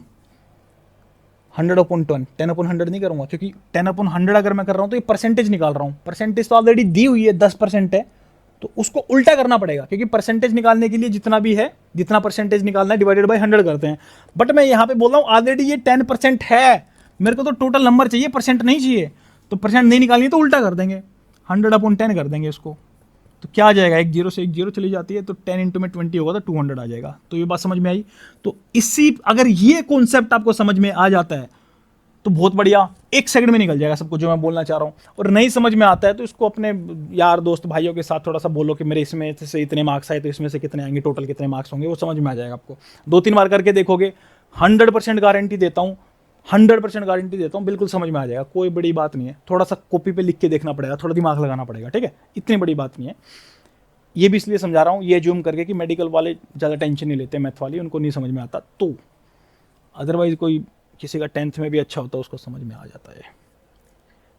ऐसे करके निकल जाएगा। क्या क्या कार्बन नाइट्रोजन बैलेंस में, जितना भी फीड था लगा लो, 100 ग्राम नाइट्रोजन था उसमें, एग्जाम्पल देकर समझा देता हूँ, उसमें से हुआ 40 बाहर गया, बचा कितना, या चलो 50 चला गया बाहर, नहीं यार 40 मानूंगा मैं, 40 वेस्ट हो गया, बचा कितना, 60 ग्राम बॉडी में बचा। तो 60 ग्राम को मैं 6.25 से मल्टीप्लाई कर दूँ, क्योंकि प्रोटीन में 16% नाइट्रोजन होता है, 16% बोले तो उसका 100% निकालना है, तो 100/16 करेंगे, और 100/16 क्या होता है, 6.25, तो मैंने सीधा 6.25 से मल्टीप्लाई कर दिया। तो ऑलमोस्ट ये 360 प्लस आ जाएगा, कितना प्लस आएगा देख लेना यार। तो ये इतना प्रोटीन हो गया। प्रोटीन की जो वैल्यू आई है, मेरे को पता है कि इसमें से 51.2% जो होती है वो कार्बन होती है प्रोटीन के अंदर, ठीक है। और मैंने कार्बन भी अलग से कैलकुलेट किया, मैंने 100 ग्राम कार्बन दिया था, उसमें से 50 बाहर हो गया और 50 ही बचा है। तो ये बोलना चाह रहा है जितना भी ये प्रोटीन था ना, कितना था, 50 ग्राम था, इसमें से 51.2% मान लो यार, 50 था तो ऑलमोस्ट 25 मान लो, is for the sake of calculation. हाँ, 25 तो चलो इसमें ही चला गया, बचा कितना भाई, 25 बचा अब, जो कि फैट में जाएगा। अगर मैं बोलूँ फैट के अंदर 74.6 होता है, क्या परसेंटेज, किस चीज़ का, कार्बन का, और कितना, ये 25 ग्राम है, 25 ग्राम का 74.6 अगर 25 ग्राम है, तो इसका 100 कितना होगा, 25 इंटू में 100/74.6। बिल्कुल ईजी कैलकुलेशन है, कुछ भी नहीं है। वो छोटा सा कॉन्सेप्ट जो मैंने बताया था मार्क्स वाला, मेरे 20 मार्क्स हैं और 10% है, तो कितने टोटल में से आए होंगे, वो चीज़ पता लगी तो कुछ भी नहीं है, नथिंग है, बिल्कुल बच्चों वाला मेथड, ठीक है। चलिए, 3 चीज़ें ध्यान रखने की इसमें। 6.25 क्या है, ये नाइट्रोजन को इससे मल्टीप्लाई करेंगे, या मैं बोलूँ 16% अगर किसी प्रोटीन में नाइट्रोजन होती है, तो जितनी भी नाइट्रोजन की वैल्यू होगी यहाँ पे, उसको 100/16 से मल्टीप्लाई कर दो उसका ओवरऑल प्रोटीन कंटेंट निकालने के लिए, या इसको अगर आप डिवाइड करके निकालेंगे तो 6.25 मल्टीपल फैक्टर बन जाता है उसका। 51.2 किस में है, ये कार्बन, उसके प्रोटीन के अंदर क्या है, कार्बन कंटेंट। जितना भी कार्बन 100 ग्राम खाया था एनिमल ने, 50 बाहर निकला, तो जो 50 अंदर एनिमल की बॉडी में बचा था उसमें से भी 51.2 तो गया कहाँ पे, ऑलमोस्ट 50% गया प्रोटीन में, बचा कितना, 50 में से 50 गया तो ऑलमोस्ट 24 समथिंग बच जाएगा, 25 मान लो क्योंकि 51 था ना ये। तो 25 का अगर मेरे को ये पता है कि फैट में 74.6% होता है कार्बन, तो कार्बन अपना कितना बचा हुआ है, 25 ही मान लो, ऑलमोस्ट 25 बचा हुआ है यहाँ पे, बाकी 25 तो यहाँ पे चला गया। अब ये 74.6 अगर 25 है तो इसका 100 कितना होगा, 25 इंटू में 100/74.6। बिल्कुल इजी कैलकुलेशन है, कुछ भी नहीं है, थोड़ा सा मैथ अगर आपका ठीक होगा ना, थोड़ा सा समझ में आ जाएगा बिल्कुल, ठीक है। स्टार्च इक्विवेलेंट और नेट एनर्जी की बात कर लेते हैं अब। स्टार्च इक्विवेलेंट का डेफिनेशन लिख देना, उसका डेफिनेशन लिख देना। नेट एनर्जी का क्या डेफिनेशन होता है, जो एनर्जी अवेलेबल है एनिमल के अंदर for maintenance and production, the energy which is finally available और truly available for the animal for its maintenance and production, हो गया नेट एनर्जी। स्टार्च इक्विवेलेंट क्या होता है, it is the pure amount of starch that will produce the same amount of fat as that of 100 kg of test feed. ये हो गया definition. ये kilogram में करते हैं इसको, स्टार्च को मैंने बताया था ना, starch equivalent of wheat bran is 40 kg, तो क्या मतलब स्टार्च इक्विवेलेंट का यूनिट जो है केजी में आता है, इसका कैलोरीज में आता है, ठीक है। हाँ जी, तो दूसरा क्या है, ये digestible organic matter content of the feed check करता है स्टार्च इक्विवेलेंट। ये मेटाबॉलिजिबल एनर्जी से निकलता है, कैसे, मेटाबॉलिजिबल एनर्जी से हीट इंक्रीमेंट माइनस करेंगे तो नेट एनर्जी आएगा ना, ठीक है। जबकि इसमें organic matter, digestible organic matter देखा जाता है स्टार्च इक्विवेलेंट के अंदर, मेटाबॉलिजिबल का सिस्टम नहीं होता है इसमें। Focuses on digestible organic matter without detailed metabolic losses, जबकि इसमें तो पूरा देखते हैं, फर्मेंटेशन वाला भी निकालते हैं। In the case of ruminants digestion losses वगैरह सारी चीज़ें चेक करते हैं, नेट एनर्जी तक लाने के लिए पूरा का पूरा सारे लॉसेज को माइनस करना पड़ता है, फीकल एनर्जी को, यूरिन एनर्जी को, फर्मेंटेशन ऑफ गैसेज को, हीट ऑफ फर्मेंटेशन को, हीट ऑफ न्यूट्रिएंट मेटाबॉलिज्म को, ठीक है। तो ये सारा का सारा माइनस करना पड़ता है तब आता है, जबकि इसमें कोई डिटेल्ड मेटाबॉलिक लॉसेज को हम चेक नहीं करते हैं, ठीक है।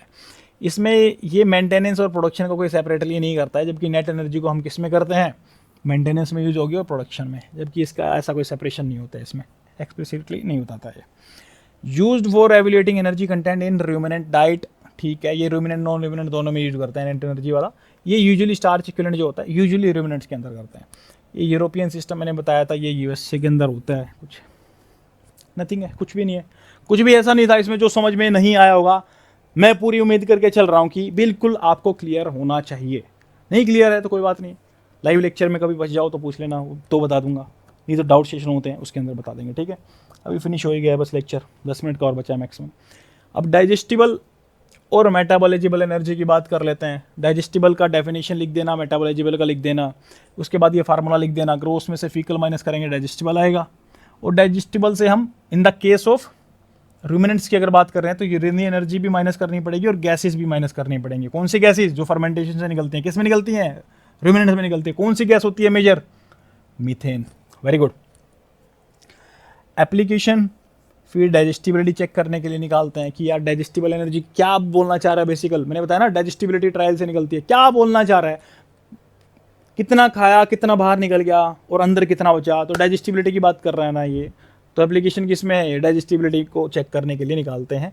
इसमें जो मेटाबॉलिजिबल एनर्जी है फॉर एक्यूरेट डाइट फार्मुलेशन के लिए, कितना उसको फीड दें तो इतने इतने लॉसेस हो जाएंगे आखिरी तक, तो मेटाबॉलिजिबल तक कितने बचेंगे जा करके, उसको फीड में उस तरीके से इसको फार्मुलेशन में ये हेल्प करता है। वो जो लॉसेस होते हैं वो हेल्प करते हैं इसके अंदर, फीड फार्मुलेशन के अंदर, ठीक है। उसमें सिंपली डाइजेस्टिबली बात घुमा फिरा के एक ही थोड़ा सा ही डिटेल में आ रहा है। मेटाबॉलिजिबल वाला, जो डाइजेस्टिबल वाला है वो पहले ही हो जाता है, इसमें से भी फर्दर लॉस होते हैं तो फिर मेटाबॉलिजिबल मिलता है। ये मोर एक्यूरेट है ये वाला मेटाबॉलिजिबल, ये थोड़ा लेस एक्यूरेट है, ये पॉइंट लिख सकते हो आप, ठीक है। और ग्रोस एनर्जी का कुछ पार्ट होता है डाइजेस्टिबल, और डाइजेस्टिबल का भी कुछ पार्ट होता है मेटाबॉलिजिबल। कितना मैंने बताया था चिल्ला चिल्ला के 82%। 82% को क्या लिख सकते हैं, 0.82 लिख सकते हैं ना, क्योंकि किसी का भी 82% निकालना है तो यही तो हुआ ना 82%। अगर किसी भी चीज़ का निकालना है, एक्स का निकालना है तो ऐसे करते हैं ना अपन। इसको मैं ऐसे लिख दूं या मैं इसको लिख दूं 0.82 इंटू में एक्स, एक ही बात है। तो ये इन्होंने रिलेशन बता दिया दोनों का, कुछ भी नहीं है, बिल्कुल इतने सिंपल है ना। मेरे को पढ़ाते हुए भी ये हो रहा है, क्यों बता रहा हूँ मैं। मेटाबॉलिजिबल एनर्जी और नेट एनर्जी देख लो, ये मोर एक्यूरेट है थोड़ी, ये लेस एक्यूरेट है। डेफिनेशन लिख देना, इसकी डेफिनेशन लिख देना, ये फार्मूला लिख देना, फार्मूला लिख देना। ये क्या रिप्रेजेंट करता है, ये सब कुछ रिप्रेजेंट करता है, सिर्फ हीट लॉस को रिप्रेजेंट नहीं करता, जबकि ये हीट लॉस को भी रिप्रेजेंट करता है। मेटाबॉलाइजेबल ये लेस एक्यूरेट है, ये मोर एक्यूरेट है। हाई परफॉर्मेंस सिस्टम में यूज करते हैं, जहां पे एक एक ग्राम का दाना देखना होता है। एग्जैक्ट भैया एग्जैक्ट बता दो एनिमल में कितनी नेट एनर्जी फाइनल बचेगी सारे लॉसेस के बाद, ताकि उतनी ही फीड के अंदर उसके हिसाब से फीड फॉर्मुलेशन किया जाए। हाईली परफॉर्मेंस जो सिस्टम्स होते हैं उनके अंदर हम नेट एनर्जी को यूज करते हैं। मेटाबॉलाइजेबल एनर्जी को अपन ठीक ठाक में भी यूज कर लेते हैं, मतलब बहुत ज़्यादा एफिशिएंसी जहाँ पे नहीं चाहिए होती है। अब डिफरेंस बताना है, ऐसा ही बताना पड़ेगा, ठीक है। एक्यूरेसी आपको बता ही दिया, ये ऑब्वियसली लेस एक्यूरेट है, ये मोर एक्यूरेट रहेगा थोड़ा, क्योंकि इसमें और हीट इंक्रीमेंट वाला लॉस भी इसमें से माइनस कर देते हैं, तो बेसिकली फाइनल यही आता है। इसका रिलेशन वही जो पिछली स्लाइड में बताया था, डाइजेस्टिबल एनर्जी का 82%, और ये कैलकुलेट कैसे की जाती है, सारे हीट लॉसेस को भी माइनस करके, ठीक है। तो थ्योरेटिकली ये मोर एक्यूरेट है, क्योंकि प्रैक्टिकली इसको निकालना इतना आसान नहीं है, ठीक है। तो साहब आपका लेक्चर हुआ फिनिश। ये सारे क्वेश्चंस को आप अटेंड कर सकते हैं लेक्चर देखने के बाद। अब मैं पढ़ देता हूँ क्वेश्चन जल्दी से, एक दो पढ़ूंगा चलो। How is feed energy partitioned within the animal body, explain how energy retention is measured by carbon and nitrogen studies. ठीक है, क्लियर है, बता दोगे, कोई बड़ी बात नहीं है। मैंने फैक्टर बताए थे, कौन से फैक्टर बताए थे मैंने, 6.25 वाला, 51.2 वाला और 74.6। किस में क्या होता है पढ़ के देख लेना, समझ में आ जाएगा, एग्जाम्पल से बता चुका हूं। डायरेक्ट इनडायरेक्ट कैलोरीमीटर लिख देंगे, various system for expressing the energy value feed in the minute लिख देंगे, क्या क्या सिस्टम्स होते हैं, ग्रोस एनर्जी, मेटाबॉलिजिबल, डाइजेस्टिबल, नेट। उसके बाद दो सिस्टम और बताए थे, टीडीएन और स्टार्च इक्विवेलेंट। ठीक है साहब, अब आ जाओ इस पे टीडीएन के बारे में ब्रीफ की, क्या तुम तो पूरा ही लिख दोगे उसको, I am quite sure. Differentiate आपने पढ़ लिया, स्टार्च इक्विवेलेंट, नेट एनर्जी का, डाइजेस्टिबल, मेटाबॉलिजिबल का, और मेटाबॉलिजिबल और नेट का। Schematic representation of partitioning of food energy in the body of lactating cow लिख दोगे भाई। एफसीएम वाला भी है उसमें, अगले चैप्टर में यूनिट में पढ़ेंगे तो वो वाला फार्मूला बता दूंगा, वो भी ऐड कर देना, बाकी सारे तो लिखने हैं सिस्टम्स, ठीक है। एनर्जी वही कार्बन नाइट्रोजन बैलेंस आ गया। उसके बाद क्या आया, वही systems for expressing the energy value, कौन से, वही सेम वही कहानी, gross energy, digestible, metabolisable, net, TDN, starch equivalent, सब लिख देना, ठीक है। Describe different type of calorimeter, direct और इनडायरेक्ट। डायरेक्ट वाले में एडियाबेटिक और ग्रेडियंट कैलोरीमीटर, और इनडायरेक्ट वाले में क्या बताया था, इनडायरेक्टली रेस्पिरेटरी क्वेश्चन से करते हैं, थर्मल इक्विवेलेंट निकालते हैं, कौन से तरीके से, ऑक्सीजन कितना कंज्यूम हुआ, CO2 कितना रिलीज हुआ, उन दोनों को डिवाइड किया, ठीक है। रेस्पिरेटरी क्वेश्चन से पता लगा कौन सा न्यूट्रिएंट था, 1 वैल्यू है तो कार्बोहाइड्रेट की RQ1 होती है। थर्मल इक्विवेलेंट कार्बोहाइड्रेट का 4-5 किलो कैलोरी के बीच में होता था। कितना ऑक्सीजन कंज्यूम किया, 100 लीटर किया था, तो उससे मल्टीप्लाई करके उसका थर्मल इक्विवेलेंट निकाल दिया, तो बेसिकली उसका हीट निकाल दिया, इनडायरेक्टली निकाला। उसके कितने तरीके थे, ओपन सर्किट, मतलब कितने टाइप का होता है इनडायरेक्ट, ओपन सर्किट और क्लोज सर्किट, वो समझाया था आपको, ठीक है साहब। अब आ जाओ, ये एक दो क्वेश्चन हो रहेगा। डिस्क्राइब डिफरेंट टाइप, ये यार हो गया ना, अब कितनी बार पढ़ रहा हूँ, अब पढ़ नहीं रहा हूँ मैं कितनी बार, क्वेश्चन बार बार आए हुए हैं। ये देखो, ये अलग क्वेश्चन था, ये अलग क्वेश्चन है। यही कार्बन नाइट्रोजन बैलेंस वाला आया, ठीक है साहब। फिर वेरियस सिस्टम वही, फिर डिफरेंट टाइप ऑफ कैलोरीमीटर वही, फिर मेटाबॉलिक फीकल नाइट्रोजन में और एंड्रोजीनस यूरेनियन नाइट्रोजन में क्या डिफरेंस होता है, ये नहीं डिस्कस किया, ये भी बता देता हूँ।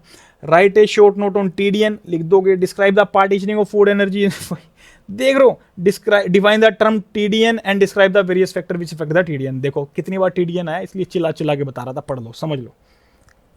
हाँ, अपना शायद ये MFN और EUN वाला बचा है खाली, इस स्लाइड में है ही नहीं शायद, डोंट वरी, बिना स्लाइड के पढ़ाया जाएगा आपको। सिंपल सा देख लो, मेटाबॉलिक फीकल नाइट्रोजन और एक होती है ये मेटाबॉलिक फीकल नाइट्रोजन है, ये है एंडोजीनस यूरिनरी नाइट्रोजन, ठीक है। अब MFN क्या बोल रहा है, मेटाबॉलिक फीकल नाइट्रोजन, जो फीसिस में नाइट्रोजन मिलती है वो, अगर वो बहुत ज़्यादा मिल रही है तो यानी कि रिटेंशन नहीं हो पा रहा है नाइट्रोजन का, या तो बॉडी को नीड नहीं है, या जो अब्जॉर्प्शन है वो नहीं हो पा रहा है, डायरिया एनिमल को परेशानी है, इंटेस्टाइन खराब है उसकी, तो बहुत ज़्यादा आ रहा है, तो ये सारी प्रॉब्लम्स उसमें हो सकती हैं, ठीक है।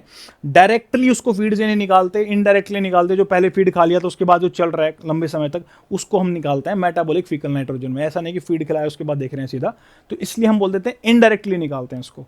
और एंडोजीनस यूरिनरी नाइट्रोजन क्या होता है, एंडोजीनस मतलब इनसाइड द सेल जो मेटाबॉलिज्म चलता है, जो अपनी सेल्स के अंदर जो मेटाबॉलिज्म चल रहा है, उसमें टर्नओवर होता रहता है प्रोटीन का। प्रोटीन खाओ या प्रोटीन ना खाओ, प्रोटीन का टर्नओवर अपनी सेल में चलेगा, अपने खुद के प्रोटीन तोड़ करके चलेगा, वो मेटाबॉलिज्म के लिए जरूरी होता है, नेसेसरी होता है। तो उस प्रोटीन जब मेटाबॉलिज्म चलता है उसको एक बोलते हैं बेसलाइन प्रोटीन टर्नओवर, उसका मतलब क्या हुआ कि अगर प्रोटीन खाओ ना खाओ वो तो निकलेगा ही निकलेगा भाई, उतना नाइट्रोजन तो वेस्ट निकलेगा ही निकलेगा। तो मिनिमम वो नाइट्रोजन वेस्ट आपका कहाँ से निकलेगा, सेल के अंदर मेटाबॉलिज्म चल रहा है, वेस्ट मटेरियल नाइट्रोजन अगर वेस्ट लगा लीजिए, उसको निकाल दिया, कहाँ पे जाएगा, यहाँ पे टेबल पे गिरेगा के जाके, सेल से बाहर निकलेगा तो ब्लड में जाएगा। और ब्लड से कहाँ से निकलेगा वो, यहाँ से नहीं, वो किधर से निकलेगा, ब्लड से जाएगा फिल्टर होकर के किडनी में, किडनी से बाहर जाएगा कहाँ, यूरिन से।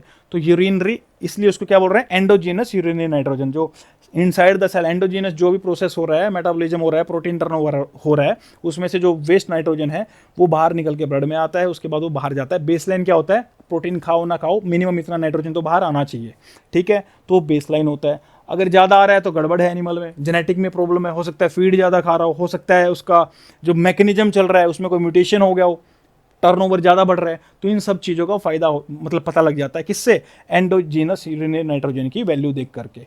और मेटाबॉलिक फीकल नाइट्रोजन से क्या पता लगता है, अगर ज़्यादा है तो वो बहुत ज़्यादा बाहर निकल रहा है, तो इसका मतलब या तो अब्जॉर्प्शन अच्छे से नहीं हो पा रहा है, या प्रोटीन एनर्जी का रेशियो सही नहीं है, या एनिमल की हेल्थ बहुत ज़्यादा ख़राब है, ठीक है। तो अगर बहुत ज़्यादा वैल्यू उसकी आ रही है तो मेटाबॉलिक फीकल नाइट्रोजन की, अगर कम आ रही है तो मतलब हो सकता है उसमें काफ़ी लंबे समय से उसने डाइट ही नहीं ली है ऐसी।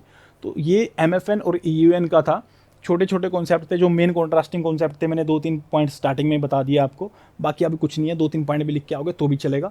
और बाकी आपको होपफुली समझ में आ गया होगा, तो नोट्स में मिल जाएगा, तो उसमें 5-6 पॉइंट है, होपफुली आपको सारे याद हो जाएंगे। बट कभी भी ये मत सोचा करो कि पूरे 6 पॉइंट याद करने हैं, इतना माइंड लॉजिकली एक्सेप्ट करता है ना, और आपको लगता है कि ये पॉइंट रिपीट नहीं हो रहा है फिर से, तो उतने ही पॉइंट, अगर आपको लगता है रिपीटिशन आपका चाहे लॉजिक हो भी उसमें, बट आपका दिमाग अगर लॉजिक को एक्सेप्ट नहीं कर पा रहा, आपको लग रहा है कि नहीं इन 2 पॉइंट्स का मतलब यही है, तो डिलीट कर दो, कुछ फर्क नहीं पड़ेगा उससे, रत्ती भर फर्क नहीं पड़ेगा आपके सिलेक्शन में, उसको डिलीट कर दो। 6 की जगह आप 4 पॉइंट यूज कर लो, ठीक है। कोई नहीं आपको बोलेगा कि नहीं हमें 6 पॉइंट चाहिए डिफरेंस के, 6 बताओ। जितने जेन्युइनली निकलते हैं, जेन्युइनली वही 4 पॉइंट निकलते हैं जो कॉन्ट्रास्टिंग नहीं, मतलब कॉन्ट्रास्टिंग होते हैं। कॉन्ट्रास्टिंग का मतलब है बिल्कुल एकदम से, हाँ यार ये डिफरेंस डेफिनेशन का, फार्मूले का, मेजरमेंट का, एप्लीकेशन का हो गया ना। अब तो ज़बरदस्ती वाले पॉइंट होते हैं, ज़बरदस्ती वाले आप खुद से भी निकाल सकते हैं, ठीक है। तो थैंक यू सो मच, आपने यहाँ तक लेक्चर को देखा, बड़ी खुशी हुई मुझे भी, और मेरा भी गला सूख चुका है बिल्कुल बोल बोल करके। और ये रिकॉर्डेड लेक्चर इसीलिए बनाया था ताकि जो ये लेक्चर हमारा 6-7 घंटे में चला गया था लाइव इंटरेक्शन में, समझा करके उसको कंपाइल करके बनाया जा सके, कोई नया अगर स्टूडेंट ने एडमिशन लिया है वो उसको जल्दी से कवर कर सके। ओके, तो thank you so much for joining in. कोई भी क्वेश्चन रहेगा you can ask me on the live lecture as well. Thank you guys, thank you so much.